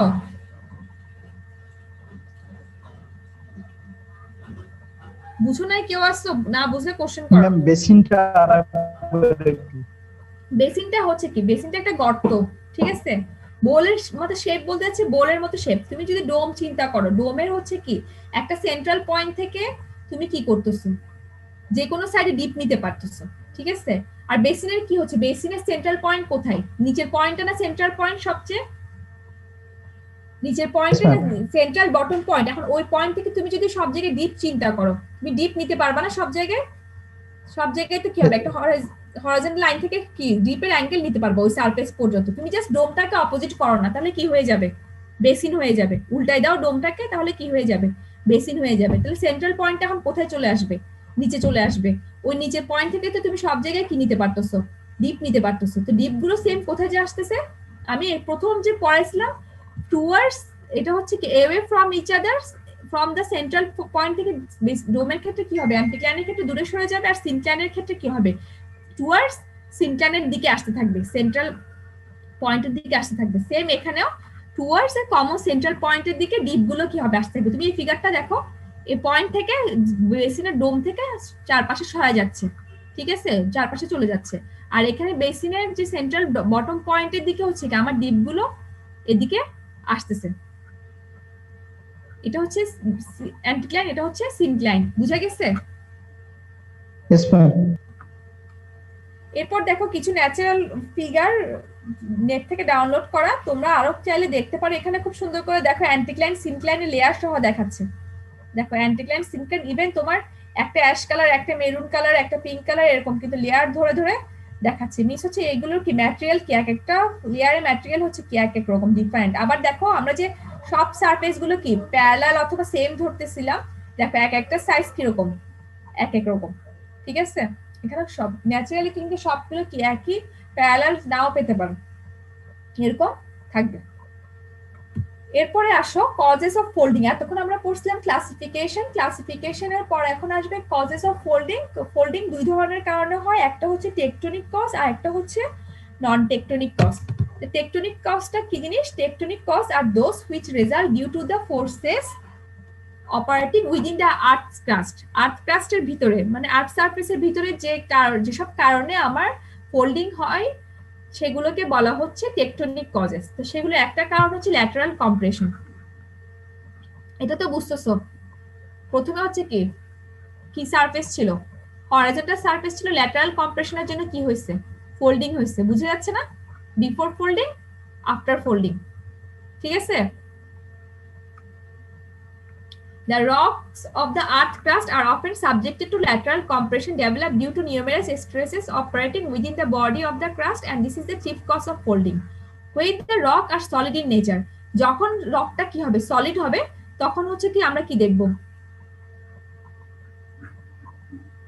লার্জার ফোল্ড আর মেজর ফোল্ড দেখবো, মোর ফ্রিকোয়েন্ট, আর সেটা ক্ষেত্রে কি হবে, ফ্লেক্সার ফোল্ডিং হবে। When the rocks are plastic in nature, the compression is not fully transmitted as a result minor। যখন হচ্ছে কি রকটা হচ্ছে কি প্লাস্টিক মানে সফট হবে, যেমন আগে বললাম ড্র্যাগ ফোল্ডের ক্ষেত্রে যদি সফট হয় সেক্ষেত্রে আমার হচ্ছে কি মাইনর ফোল্ড, মিনস ফোল্ডের ভিতরে ফোল্ড ক্রিয়েট হবে, সেটাকে বলা হচ্ছে ফ্লো ফোল্ডিং। মিনস হচ্ছে কি এটা যদি তোমার হার্ড হয় তাহলে সেটা ক্ষেত্রে নর্মাল ফোল্ডিং দেখা যাবে। এখন এটা যদি হচ্ছে কি সফট হয়, এরকম আরেকটা লেয়ার যদি থাকে সফট হয়, তাহলে হচ্ছে উপরের লেয়ার নিচের লেয়ার অথবা কোনো লেয়ারের একটা লেয়ারের সাথে আরেকটা লেয়ারের মুভমেন্টের কারণে, হার্ড লেয়ার টপ সফট লেয়ারের মুভমেন্টের কারণে ভিতরে কি হয়ে যাবে, সফট লেয়ারের ভিতরে মাইনর ফোল্ডিং হবে, ঠিক আছে। এই জন্যই বলতে চাচ্ছি এখানে একটা হবে মেজর ফোল্ড, আর সফট যদি হয় প্লাস্টিক যদি হয় সেক্ষেত্রে হবে হচ্ছে আমার minor fold. Igneous intrusion. Igneous intrusion into the surrounding rocks may occur when the accumulation of highly অথবা low viscous magma result in arching up or depresses। Means হচ্ছে কি আমার আর্থ সারফেসের ভিতরে ম্যাগমার মুভমেন্টের জন্য সেটা হচ্ছে কি হাই ভিসকাসও হতে পারে, লো ভিসকাসও হতে পারে, এসবের কারণে সেটা কি করতে পারে, উপরে উঠে যেতে পারে অথবা ডিপ্রেস হতে পারে, করতে পারে। সেটা ওভারলাইংকে কি ওভারলাইং অথবা আন্ডারলাইং বেড ক্রিয়েট করতে পারে। বেড ক্রিয়েট করার ফলে কি হতে পারে, জাস্ট আর্থ সারফেসের ভিতরে ম্যাগমার মুভমেন্টের জন্য, ঠিক আছে, সেটা কখনো কি হতে পারে ডোম ক্রিয়েট করে ফেলতে পারে, উপরের দিকে উঠে ডোম ক্রিয়েট করতে পারে। আবার যদি হচ্ছে কি সফট ম্যাগমা যদি কি হয়ে যায়, লো হয়ে যায়, সেক্ষেত্রে হচ্ছে কি আমার একটা হরাইজন্টাল সারফেস কি হয়ে যেতে পারে, গর্ত হয়ে বেসিন ক্রিয়েট করতে পারে অথবা সিনক্লাইনাল ফোল্ড ক্রিয়েট করতে পারে। এরপর দেখো upward movement of salt dome may result in lifting up the overlying sediment making domes। কারণ সল্ট ডোমের জন্য হচ্ছে কি সল্টের মুভমেন্টের জন্য সেক্ষেত্রে কি হতে পারে, আমার হরাইজন্টাল সারফেসটা এরকম হয়ে যেতে পারে, কি হরাইজন্টাল সারফেস ছিল সেটা কি হয়ে যেতে পারে, এরকম আপার মুভমেন্ট হয়ে যেতে পারে, হরাইজন্টাল থেকে কি হয়ে যেতে পারে, আপার মুভমেন্ট হতে পারে। তারপর vertical movement result in arching up or down flexuring of the rock in the arch class giving rise to fold. Vertical মুভমেন্টের জন্য হতে পারে, ভার্টিক্যাল মুভমেন্টের জন্য সেটা কি হতে পারে, উপরে উঠতে পারে, অ্যান্টিক্লাইনও হতে পারে, সিনক্লাইন হতে পারে। কিসের জন্য? এটা কোথায় হবে? আর্থ ক্রাস্টের ভিতরে যদি ভার্টিক্যাল মুভমেন্ট হয় কোনো ধরনের রকে, সেক্ষেত্রে হবে। এরপর দেখো নন টেকটনিক কজগুলো কি। Non tectonic causes are those which are effective over the ground surface. Tectonic কজগুলো কিসের জন্য ছিল? টেকটনিক কজগুলো ছিল আর্থ সারফেসের ভিতরে, আর নন টেকটনিক কজগুলো কি? আর্থ সারফেসের উপরে, over the effective over the ground surface, resulting under the influence of কি কি কারণে হতে পারে। দেখো একটা হচ্ছে ল্যান্ডস্লাইড। আমার দেখো এখানে হচ্ছে কি একটা পাহাড় ছিল, এখান থেকে ল্যান্ডস্লাইড হয়ে সে ভূমিধসে এখানে এসে পড়ছে। Large part of the rock bed sliding down the slope may get buckled up or folded because of the compression produced as they. এখন দেখো এখানে তোমার আমার এই ম্যাটেরিয়ালটা কোথায় ছিল? এই পোর্শনে ছিল। এখন ল্যান্ডস্লাইড হওয়ার ফলে এই ম্যাটেরিয়ালটা এখানে এসে জমা হয়েছে। জমা হওয়ার পর দেখো সে নিজেই একটা ফোল্ড ক্রিয়েট করছে। ল্যান্ডস্লাইডিং হওয়ার ফলে সে যে ম্যাটেরিয়ালটা এসে নিচে জমা হয়েছে, সে নিজেই কি করলো? একটা ফোল্ড ক্রিয়েট করলো। ক্রিপিং, ক্রিপিং হচ্ছে slow movement along hill slopes. তোমরা কি বুঝতেছো? কোনো কোশ্চেন থাকলে জিজ্ঞেস করবা সাথে সাথে। ক্রিপিং হচ্ছে slow movement along hill slopes comprising weak incompetent soft rock also result in bending of the bed. এখন দেখো ক্রিপিং এর ফলে কি হয়? Slow movement along. এখন এখানে ধরো কোনো ম্যাটেরিয়াল আছে উপরে, তার আস্তে আস্তে স্লো মুভমেন্ট হচ্ছে। ম্যাটেরিয়ালটা ভারী কিন্তু আমার এই লেয়ার গুলো হচ্ছে কি ধরো সফট, তো এই লেয়ারটা হচ্ছে কি আমার সফট। এ যখন মুভমেন্ট করতেছে, সে মুভমেন্ট করার সাথে সাথে এই লেয়ার গুলো কেউ কি করতেছে? দেখো এই লেয়ারটা তো আগে এভাবে হরাইজন্টালি ছিল, এখানে হরাইজন্টালি ছিল, এখানে হরাইজন্টালি ছিল, এটাও হরাইজন্টালি ছিল, এখান থেকে শুরু করে এভাবে হরাইজন্টালি ছিল, এখান থেকে শুরু করে এভাবে হরাইজন্টাল ছিল। কিন্তু কি করলো? জাস্ট উপর থেকে একটা হার্ড রক পড়ার কারণে এই সফট লেয়ারটা কি হয়ে গেছে? বেন্ড করে গেছে। দেখো এই সফট লেয়ারটা এখানে এসে বেন্ড করে গেছে, এই সফট লেয়ারটা এখানে এসে বেন্ড করে গেছে, এই সফট লেয়ারটা এখানে এসে বেন্ড করে গেছে। এটাই বলতে যাচ্ছে creeping along hill slope comprising weak incompetent soft rock also results in bending of the bed. Landslide আর ক্রিপিং কি বোঝা গেছে?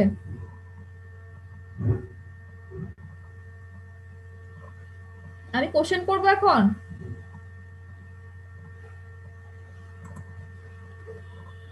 বুঝি নাই। কোনটা বুঝো নাই বলো? ক্রিপিংটা। আচ্ছা আমি আবার ল্যান্ডস্লাইডও বলতেছি। ল্যান্ডস্লাইড হচ্ছে কি? ধরো এখানে একটা পোর্শনে মাটি ছিল, ঠিক আছে? ল্যান্ডস্লাইড হওয়ার ফলে কি হলো? মাটিটা নিচে এসে জমা হলো। সে জমা হওয়া মাটিটার মধ্যে কি হয়েছে? একটা ফোল্ডিং ক্রিয়েট হয়েছে। দেখো বুঝা গেছে? হ্যাঁ। এবার দেখো ক্রিপিং কি। ক্রিপিং হচ্ছে এখানে ধরো এই পুরো পাহাড়টার মধ্যে এই পোর্শনটা হচ্ছে কি সফট মাটি, ঠিক আছে? Soft soil. এখন উপর থেকে একটা হার্ড কিছু এসে, ক্রিপিং মানে হচ্ছে কি স্লো মুভমেন্ট, আস্তে আস্তে আস্তে আস্তে উপর থেকে একটা হার্ড ম্যাটেরিয়াল পড়ে যাচ্ছে, ঠিক আছে? তো পড়ে যাওয়ার ফলে দেখো আগে এই ম্যাটেরিয়াল গুলো কি ছিল? এই লেয়ার গুলো কি ছিল? এরকম প্যারালাল ছিল, হরাইজন্টাল ছিল। এখানে যেরকম এখানে এসে বেন্ড করতেছে, দেখছো না? এরকম বেন্ড করা নেই, আগে কি ছিল? হরাইজন্টাল ছিল। এটাও ঠিক কি ছিল? হরাইজন্টাল ছিল। কিন্তু উপর যেহেতু এগুলো সফট ম্যাটেরিয়াল, উপর থেকে যখন হার্ড ম্যাটেরিয়াল পড়তেছে এর গা ঘেঁষে, তো গা ঘেঁষে পড়ার সময় এই ম্যাটেরিয়াল গুলোকে কি করতেছে? সে বেন্ড করে দিয়ে যাচ্ছে। এই পোর্শন গুলোকে দেখো, এই পোর্শন গুলো একটু বেন্ড না? আগে কি ছিল? হরাইজন্টাল ছিল, এরকম হরাইজন্টাল ছিল। তোমরা কি আমার মাউসের পয়েন্টারটা দেখতেছো?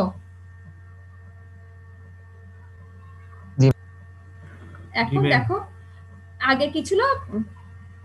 হরাইজন্টাল ছিল পয়েন্ট গুলো, ঠিক আছে? এখন সে যখন মুভমেন্ট করতেছে, তো এটা যেহেতু এটা মুভমেন্ট করতেছে হার্ড ম্যাটেরিয়াল, যখন সফট ম্যাটেরিয়ালের উপর মুভমেন্ট করতেছে, তো সফট ম্যাটেরিয়াল গুলোকে কি করতেছে? বেন্ড করে দিয়ে যাচ্ছে, মানে বেঁকে যাচ্ছে। দেখো সফট ম্যাটেরিয়াল গুলো যে অ্যালাইনমেন্টে ছিল, সেটা কি হচ্ছে? সফট ম্যাটেরিয়াল গুলোকে একটা ডিফরমেশন ক্রিয়েট করে যাচ্ছে। এই জন্য দেখো এই পোর্শন গুলো হচ্ছে কি বেঁকে যাচ্ছে। এটা বুঝা গেছে? ক্রিপ বুঝা গেছে? জি ম্যাম বুঝা গেছে। জি ম্যাম বুঝছি। আচ্ছা এরপর দেখো বালগিং হচ্ছে, দেখো ইনকম্পিটেন্ট আর প্লাস্টিক রক সামটাইমস সোয়েল। অনেক সময় হয় কি, কিসের জন্য হয়? দুর্বল অথবা সফট রক গুলো কি হয়? কখনো কখনো ফুলে ওঠে কিসের জন্য? ওভারলাইং বার্ডেন ইজ রিমুভ। তুমি ধরো এখন তোমার একটা লেয়ারের মাটির উপর থেকে তুমি যদি ধরো এখানে ফিগারটাই চিন্তা করো, তোমার ধরো এখানে এটা ইনিশিয়াল অবস্থায় এরকম ছিল, এখন তুমি যদি এখান থেকে কেটে এই পোর্শনটা সরাই ফেলো, ঠিক আছে, তাহলে এখানে এই পোর্শনটা যদি সরাই ফেলো তাহলে এটার উপরে কি হবে? যে লোডটা ছিল এটা কমে গেছে না? এটা যদি কেটে সরাই ফেলো তাহলে এই পোর্শনের উপর যে লোড ছিল আগে সেই জিনিসটা কি হয়েছে? সরে গেছে। সরে যাওয়ার ফলে ওর উপর থেকে লোড কমে গেছে। তো লোড কমে যাওয়ার ফলে এই জিনিসটা কি হয়ে যায়? একটু নিজের উপর যে স্ট্রেস ছিল সেটাকে কি করে? রিলিজ করে ফুলে ওঠে। সেম এই জিনিসটাই বলতে যাচ্ছে, incompetent or plastic rock sometimes swell, কখনো কখনো ফুলে ওঠে when overlying burden is remove, যখন উপরের বার্ডেনটা সরাই ফেলা হয় সেক্ষেত্রে অনেক সময় যে যার উপর থেকে বার্ডেনটা সরাই ফেলা হয়েছে সে পোর্শনটা কি হয়? ফুলে ওঠে। The erosion of overlying rock causing release of the burden pressure may result in the bulging of the underlying weak and incompetent sediment. তোমার যখন কি হয়? ইরোশনের কারণে উপর থেকে যখন কোনো ম্যাটেরিয়াল সরে যায়, তো নিচের যে সফট ম্যাটেরিয়াল গুলো আছে সেই সফট ম্যাটেরিয়াল গুলো থেকে কি হয়? প্রেসার রিলিজ হয়ে যায়। প্রেসার রিলিজ হওয়ার ফলে সে হচ্ছে সফট ম্যাটেরিয়াল গুলো ফুলে ওঠে, সেটাই হচ্ছে কি? বাল্গিং। এরপর দেখো differential compaction. During the formation of sedimentary rock, if the underlying substratum is of an undulating relief, এখন ধরো একটা লেয়ার, ধরো আগে ছিল এডিটা লেয়ার, 3টা লেয়ার ছিল, এখন এই 3টা লেয়ার ছিল, এখন একটা নতুন লেয়ার বসবে, নতুন লেয়ার সেডিমেন্ট জমা হয়ে নতুন লেয়ার বসবে। তো বলতে চাচ্ছে আন্ডারলাইন লেয়ারটা যদি কি হয়? আন্ডুলেটিং, এরকম আঁকা বাঁকা হয়, যেরকম আঁকা বাঁকা হবে আন্ডারলাইন লেয়ারটা, তার উপরে যে নতুন লেয়ারটা বসবে সেটাও হচ্ছে কি? সেম শেপের হবে। The sediment deposited acquires similar undulation or compaction, মানে প্রথম লেয়ারটা যেরকম হবে এরপরে যতগুলো লেয়ার বসবে সেই পরের লেয়ার গুলো চেষ্টা করবে কি সেম শেপটা ধরে রাখার জন্য। এটাই বলতেছে differential compression. Solution of some part of an underlying formation may result in subsidence of the overlying bed giving rise to fold. Means হচ্ছে ধরো এই পোর্শনটা আগে কি ছিল? এই যে লেয়ার গুলো দেখতেছি গর্ত গুলো, আগে গর্ত ছিল না, এগুলো আগে কি ছিল? হরাইজন্টাল ছিল। কোন একটা সলিউশনের কারণে এখানে হচ্ছে কি ম্যাটেরিয়াল কি রিঅ্যাকশন করার ফলে এই জায়গাটাতে কি হয়েছে? গর্ত ক্রিয়েট হয়ে গেছে। তো এই সলিউশনের কারণে অনেক সময় কি হয়? ফোল্ডিং ক্রিয়েট হয়, এটাই বুঝাচ্ছে। এরপর দেখো গ্লাসিয়েশন। গ্লাসিয়েশনটা কি? The glaciers which are the huge moving masses of ice, মানে হচ্ছে কি বরফের বড় বড় খণ্ড, সেগুলো কি হয়? exerts enormous pressure on the rock formation coming across their way. এখন বরফের বড় বড় খণ্ডগুলো হচ্ছে কি যখন রকের সাথে কি হবে? এক ধরনের বড় প্রেসার ক্রিয়েট করবে। the dragging effect of ice sometimes cause folding in the weak and incompetent rock. এখন যখন রক হচ্ছে কি রকের সংস্পর্শে যখন হচ্ছে বরফ আসে, হিউজ মুভিং মাস যখন রকের উপর দিয়ে যায়, এখন রক যদি সফট হয় সেক্ষেত্রে রকের উপর কি হবে? ফোল্ডিং ক্রিয়েট করে যাবে। এই আইসের কারণেও ফোল্ডিং ক্রিয়েট হয়। কন্টেম্পোরানিয়াস deformation, sometimes even during the process of deposition or sedimentation, slipping and sliding of loose sediment may result in the folding. অনেক সময় হচ্ছে কি আমার সেডিমেন্ট জমা হচ্ছে, অনেক সময় ফোল্ডিং কিসের জন্য হয়? এই সেডিমেন্ট গুলো যখন জমা হচ্ছে, এই যে লুজ সেডিমেন্ট গুলো স্লিপও হতে পারে, আবার হচ্ছে স্লাইড করেও যেতে পারে। যে পজিশনে জমা হচ্ছে সেই পজিশন থেকে লুজ সেডিমেন্ট গুলো কি করতে পারে? স্লিপ করে অথবা স্লাইড করে ও ফোল্ডিং ক্রিয়েট করতে পারে। এটা কখন হয়? যখন হচ্ছে কি আমার আগের যে লেয়ারটা সেই লেয়ারটা যখন কি থাকে? ইনক্লাইন পজিশনে থাকে। সেই ইনক্লাইন পজিশনে থাকলে ধরো এখন ধরো আমার এখানে হচ্ছে কি ইনক্লাইন পজিশনে আমার এই সারফেসটা আছে, এখন এখানে তুমি ধরো এখন কিছু ডিপোজিশন এসে জমা হয়েছে, কিন্তু এই ইনক্লাইন সারফেসের জন্য সে কি ওখানে স্থির থাকতে পারে না, যেহেতু ইনক্লাইন সারফেস সে কি হয়েছে? সে মুভমেন্ট করা শুরু করছে। তো মুভমেন্ট করা শুরু করার ফলে সে হচ্ছে কি আলটিমেটলি একটা ফোল্ড ক্রিয়েট করছে, ঠিক আছে? সেটাকে বলা হচ্ছে কন্টেম্পোরানিয়াস ডিফর্মেশন। এতটুকু পর্যন্ত কোথায় বুঝতে সমস্যা হয়েছে বলো? ম্যাম স্লিপিং আর স্লাইডিং এর মধ্যে পার্থক্যটা কি? স্লিপিং আর স্লাইডিং আজকে গুগল করবা, স্লিপিং আর স্লাইডিং এর মধ্যে পার্থক্যটা কি? স্লিপ হচ্ছে কি একটার সাথে কি বলো? স্লিপটা কিসের ক্ষেত্রে হয়?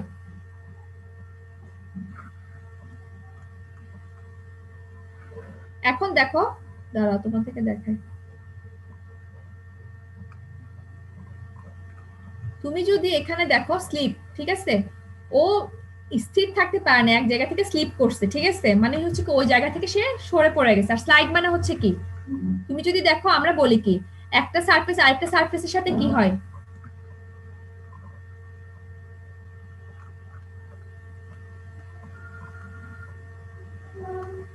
এখানে কি ছিল, একটা সারফেসের রেসপেক্ট আরেকটা সারফেস কি করতেছে, একটা একটার সাইডে কি হচ্ছে, দুইটার কি অপোজিট ডিরেকশনে যাচ্ছে, ঠিক আছে, তাহলে সেই ক্ষেত্রে কি হবে, সেই ক্ষেত্রে হবে স্লাইড।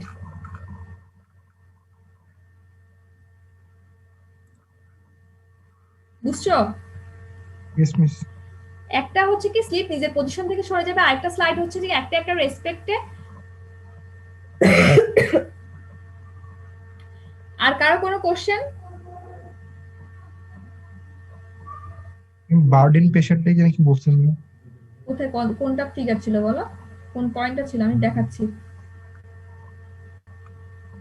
কোন পয়েন্টটা ছিল বার্ডেন প্রেসার। একটু আগে ছিল।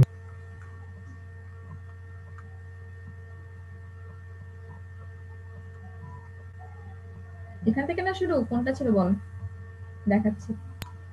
বা একটু পরে। হ্যাঁ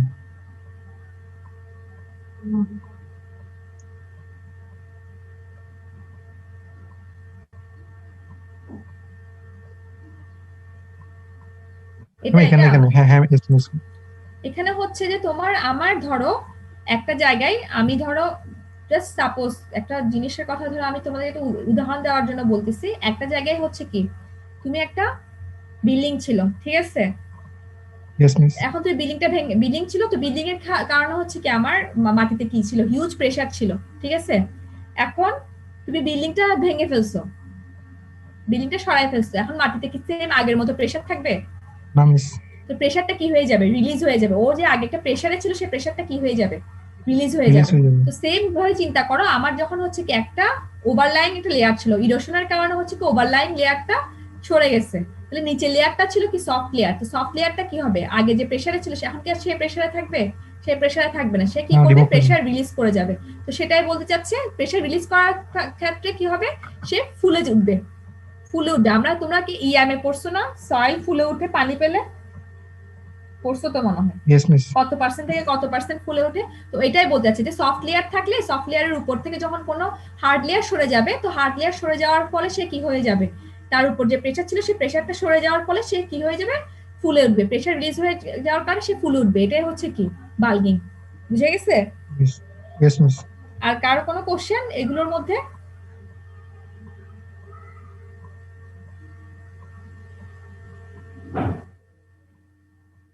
আচ্ছা ধরো কেউ যদি কোশ্চেন না করে, এরপর আমি এই টার্মটাতে আসি। এখন এগুলোর অ্যাপ্লিকেশন কি আমাদের সিভিল ইঞ্জিনিয়ারিং এর ক্ষেত্রে, তুমি যখন একটা টানেল বানাবা তো বেস্ট লোকেশনটা হচ্ছে কি অ্যান্টিক্লাইন ফোল্ড, ঠিক আছে, তুমি আর এগুলো কেন অ্যান্টিক্লাইন ফোল্ডে তোমাদের বেস্ট পজিশন, এগুলো কিন্তু বইয়ে ব্রিফলি লেখা আছে, ঠিক আছে। আর আমি যখন টানেল চ্যাপ্টারটা পড়াবো, ড্যাম পড়াবো, গ্রাউন্ড ওয়াটার পড়াবো, ওখানেও আমি হচ্ছে কি ডিটেল আলোচনা করব কেন অ্যান্টিক্লাইন ফোল্ডটা বেটার লোকেশন। আমি যেহেতু ওখানে আলোচনা করব জিনিসগুলো, সেজন্য আমি এখানে জিনিসটা স্কিপ করে গেছি, ঠিক আছে, এখানে এত ডিটেল বলি নাই, কিন্তু তোমাদের পরীক্ষায় আসলে এগুলো লেখার চেষ্টা করবা, ঠিক আছে। এখানে জাস্ট তোমাদের কি পয়েন্টটা তুলে ধরছি, যখন আমি পড়াবো টানেল চ্যাপ্টারটা, ড্যাম চ্যাপ্টারটা, তখন আমি ব্রিফলি পড়াবো কিসের জন্য অ্যান্টিক্লাইন ফোল্ডটা টানেলের জন্য বেস্ট। আর তোমাদের যদি কোশ্চেন থাকে তোমরা পড়ে রাখো, যখন টানেল পড়াবো তখন তোমরা কোশ্চেনটা জিজ্ঞেস করিও।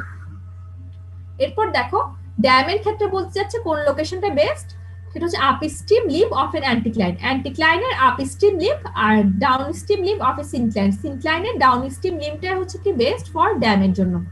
গ্রাউন্ড ওয়াটার কি হচ্ছে, সিনক্লাইন ফোল্ড, যেহেতু সিনক্লাইন ফোল্ড একটা গর্ত টাইপের, not only store large amount of water, শুধুমাত্র ওয়াটারই স্টোর করে না, but when enclosed in between two impervious layer, যখন দুটো ইম্পারভিয়াস লেয়ারের মধ্যে থাকে তখন সেটা হচ্ছে আর্টিফিশিয়াল কন্ডিশন, মানে যেখানে কোনো মুভমেন্ট হবে না, এটা প্রেসারের মধ্যে থাকে গ্রাউন্ড ওয়াটার। কোয়ারিং হচ্ছে কি, since larger slab of rock are of importance in quarrying, quarrying এর ক্ষেত্রে আমার লার্জার স্ল্যাবের দরকার হয়, তো লার্জার স্ল্যাব গুলো কোথায় করা হয়, লিম্ব অফ দা ফোল্ডে করা হয়। ফোল্ডের লিম্বে আমার কোথায় করবো না, প্রেসটা করবো না, ট্রাপে করবো না, কোথায় করবো, লিম্বে করবো। আমার কোয়ারিং এর জন্য আমার লার্জার স্ল্যাব গুলো। মাইনিং এর জন্য দেখো folds in the rock sometimes provide good locations for the mining mineral formation. Mineral ফরমেশনের জন্য অনেক সময় ফোল্ডের মধ্যে আমরা কি পাই, মিনারেল পাই, ঠিক আছে। তো therefore in mining work such site must be thoroughly explored as there are one of the promising location for mineral deposit। আমরা ফোল্ডের মধ্যে কি হয়, সেডিমেন্ট এসে জমা হয়, তো সেডিমেন্ট ওখানে আমরা কি পেতে পারি, মিনারেল পেতে পারি। তো কোনো একটা লোকেশনে হতে পারে কি আমাদের ভালোভাবে এক্সপ্লোর করতে হবে কোন লোকেশনটাতে আমরা মিনারেল পেতে পারি। Petroleum, the anticlinal fold with alternative pervious and impervious bed provide highly suitable traps for oil accumulation। আমি পেট্রোলিয়াম কোথায় পেতে পারি সেটাও বলতে চাচ্ছি, অ্যান্টিক্লাইনাল ফোল্ডে, সেটা হচ্ছে অল্টারনেটিভ একটা পারভিয়াস হলে আরেকটা ইমপারভিয়াস বেডে আমি কি পেতে পারি, পেট্রোলিয়াম পেতে পারি। তোমাদের এই চ্যাপ্টার এখানে শেষ, কারো কোনো কোশ্চেন থাকলে জিজ্ঞেস করো। ম্যাম কোয়ারিংটা কি? কোয়ারিং কি বলো, কে জানো? ম্যাম ওই যে পাথর বা ম্যাম সল্ট, তারপর কোল খুঁড়ার জন্য ম্যাম যে মাইন গুলা হয় ওই যে খোলা ফিল্ডে। তাহলে মাইনিং কি? ম্যাম মাইনিং হচ্ছে ম্যাম যেটা ওই মাটির নিচে ঢুকে তারপর নিতে হয়। বুঝছো? Yes ma'am. আর কারো কোনো কোশ্চেন?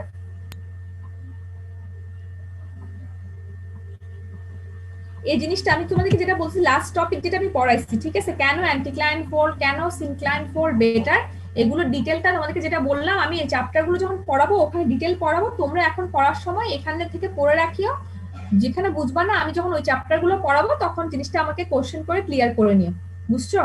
আর এটাতে কোনো কোশ্চেন আছে আর কারো?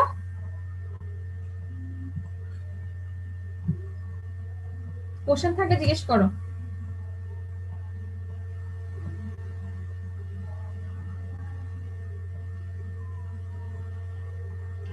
ম্যাম ক্লাসিফিকেশনে কি মিস বইয়ের ডেফিনিশন গুলো মিস এনাফ? হ্যাঁ হ্যাঁ, বইয়ের ডেফিনেশন গুলো এনাফ। তোমাদের এগুলো বোঝার জন্য আমি অনেক কিছু অ্যাড করে দিছি, ঠিক আছে। ধরো বইয়ে সবকিছু বোঝানো যায় না, কিংবা ফিগার গুলো বইয়ে সবসময় হচ্ছে কি থাকে না, এত ভালো করে বোঝা যায় না। তো তোমাদের এক্সেস ফিগারও আমি দিচ্ছি, ওই এক্সেস ফিগার গুলো আঁকার দরকার নাই, তোমাদের পরীক্ষার জন্য বইয়ে যে আছে ওইটাই এনাফ। মিস ডেফিনিশন গুলো মিস চিত্র সহ আঁকতে হবে আর কি? হ্যাঁ হ্যাঁ, অবশ্যই চিত্র সহ আঁকতে হবে। তুমি যদি ডেফিনেশন লিখো কোনো নাম্বার পাবা না, ফিগার সহ কি করতে হবে, আঁকতে হবে। কারো কোনো কোশ্চেন থাকলে জিজ্ঞেস করতে পারো, কোর্স নিয়ে জিজ্ঞেস করতে পারো যদি কোনো কোশ্চেন থাকে। মিস ডেফিনিশনের ক্ষেত্রে শুধু মানে কোর কোর পয়েন্ট গুলো লিখলেই তো এনাফ নাকি?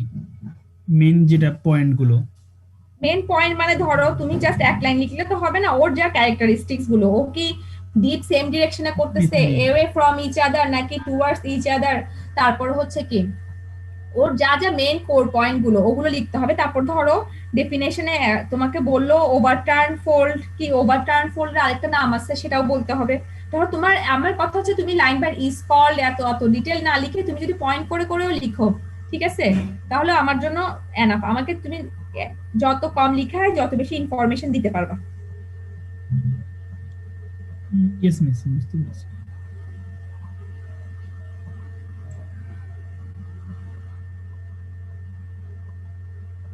আর কোনো কোশ্চেন? আর ম্যাম ম্যাম হ্যাঁ বলো। ম্যাম আমি 17 ব্যাচের 180 এর সাথে মানে যে ক্লাস করি, বলো। আমার অ্যাটেন্ডেন্সটা আর গুগল ক্লাসরুমে যদি অ্যাড করে নিতে পারো। না, আমাকে পাঠাও, মেইল পাঠাও।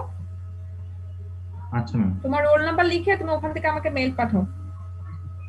ম্যাম 16 ব্যাচে কিছু ছিলাম আমরাও কি মেইল পাঠাবো? হ্যাঁ হ্যাঁ হ্যাঁ, মেইল পাঠাবেন। মেইল না পাঠালে আমি অ্যাড করব না, মেইল পাঠাতে হবে আমাকে। আচ্ছা ম্যাম, ইন্ডিভিজুয়াল নাকি? হ্যাঁ ইন্ডিভিজুয়াল। আচ্ছা ম্যাম। ম্যাম আমি আপনাকে মেইল পাঠাইছি, একটু যদি চেক করতেন। 112 মেইল পাঠালে তোমাদের কাছে তো যাওয়ার কথা। আমি তো যে 3টা মেইল আসছে তাদেরকে তো আমি অ্যাড করে দিছি, তোমাদের কাছে নোটিফিকেশন যায় না, চেক করে দেখো।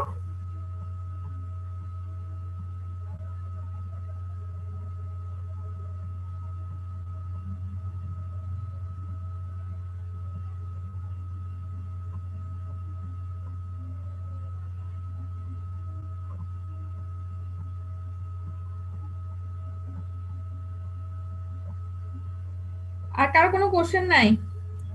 ম্যাডাম এই চ্যাপ্টার থেকে কোশ্চেন প্যাটার্ন কেমন হবে? লাস্ট ইয়ারের কোশ্চেন গুলো দেখো, আমি তো জানি না, আমার মনে নাই কোশ্চেন প্যাটার্ন কি হবে। তুমি লাস্ট ইয়ারের কোশ্চেন গুলো দেখো, আইডিয়া পাবা।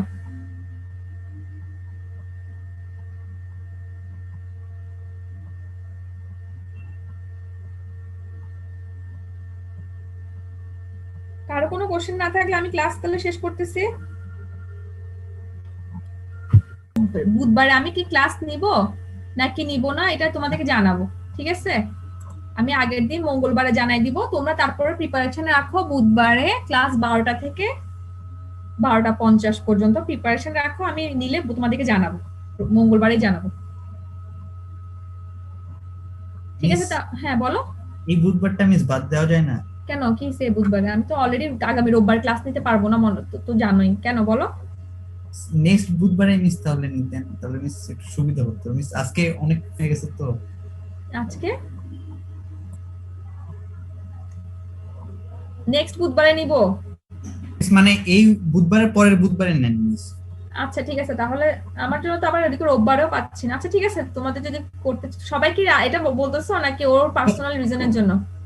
আমি সবাই মোটামুটি এরকমই। ম্যাম হ্যাঁ বলো। জিনিসগুলো নতুন তো ম্যাম, তো একটু সময় দিলে ভালো হতো ম্যাম। আচ্ছা ঠিক আছে, তাহলে ইয়া করো। ঠিক আছে, তাহলে নেক্সট বুধবারে নিব। স্লাইডে একটু দিয়ে দিলে ভালো হতো। হ্যাঁ, আর আমার ধরো কোনো কারণে আমি ধরো গত ক্লাস সপ্তাহেও নিতে পারিনি, আজকেও নিতে পারবো কিনা শিওর ছিলাম না, তো তোমরা তো আমাকে রেকর্ডিংটা দিয়ে দিন। রেকর্ডিং এর দরকার কি তোমাদের? আর এত সুন্দর করে পড়াই দিলাম, আবার কি রেকর্ডিং? ম্যাম রেকর্ডিং দেখলে ক্লিয়ার হয়ে যাবে আরো। আচ্ছা রেকর্ডিং দিলাম, রেকর্ডিং গুলো তো ডাউনলোড করতে অনেক স্পেস নিয়ে নেয়। আচ্ছা ঠিক আছে, দিয়ে দিলাম, সমস্যা নাই তোমাদের। তাহলে এখানে ক্লাস শেষ করে আর নেক্সট এই বুধবারে তাহলে আর ক্লাস নিচ্ছি না, নেক্সট বুধবারে নিব। আমাকে যদি নেক্সট বুধবারে 2 ঘন্টা পিরিয়ড দিতে পারো খুব ভালো হয়, রবিবার ছাড়া। মিস মিস তাহলে আপনি পরপর 2 বুধবারই নেন মিস। পরপর আমার তো 2 বার নিতে হবে, আমি একবার বর্ষায় শেষ করে দিতে মিস যাচ্ছি। মিস টাইম দেওয়া যাবে মিস, সমস্যা নাই মিস। আপনি এই বুধবারটা মিস একটু বাদ দিন মিস। আচ্ছা ঠিক আছে তাহলে, ওকে।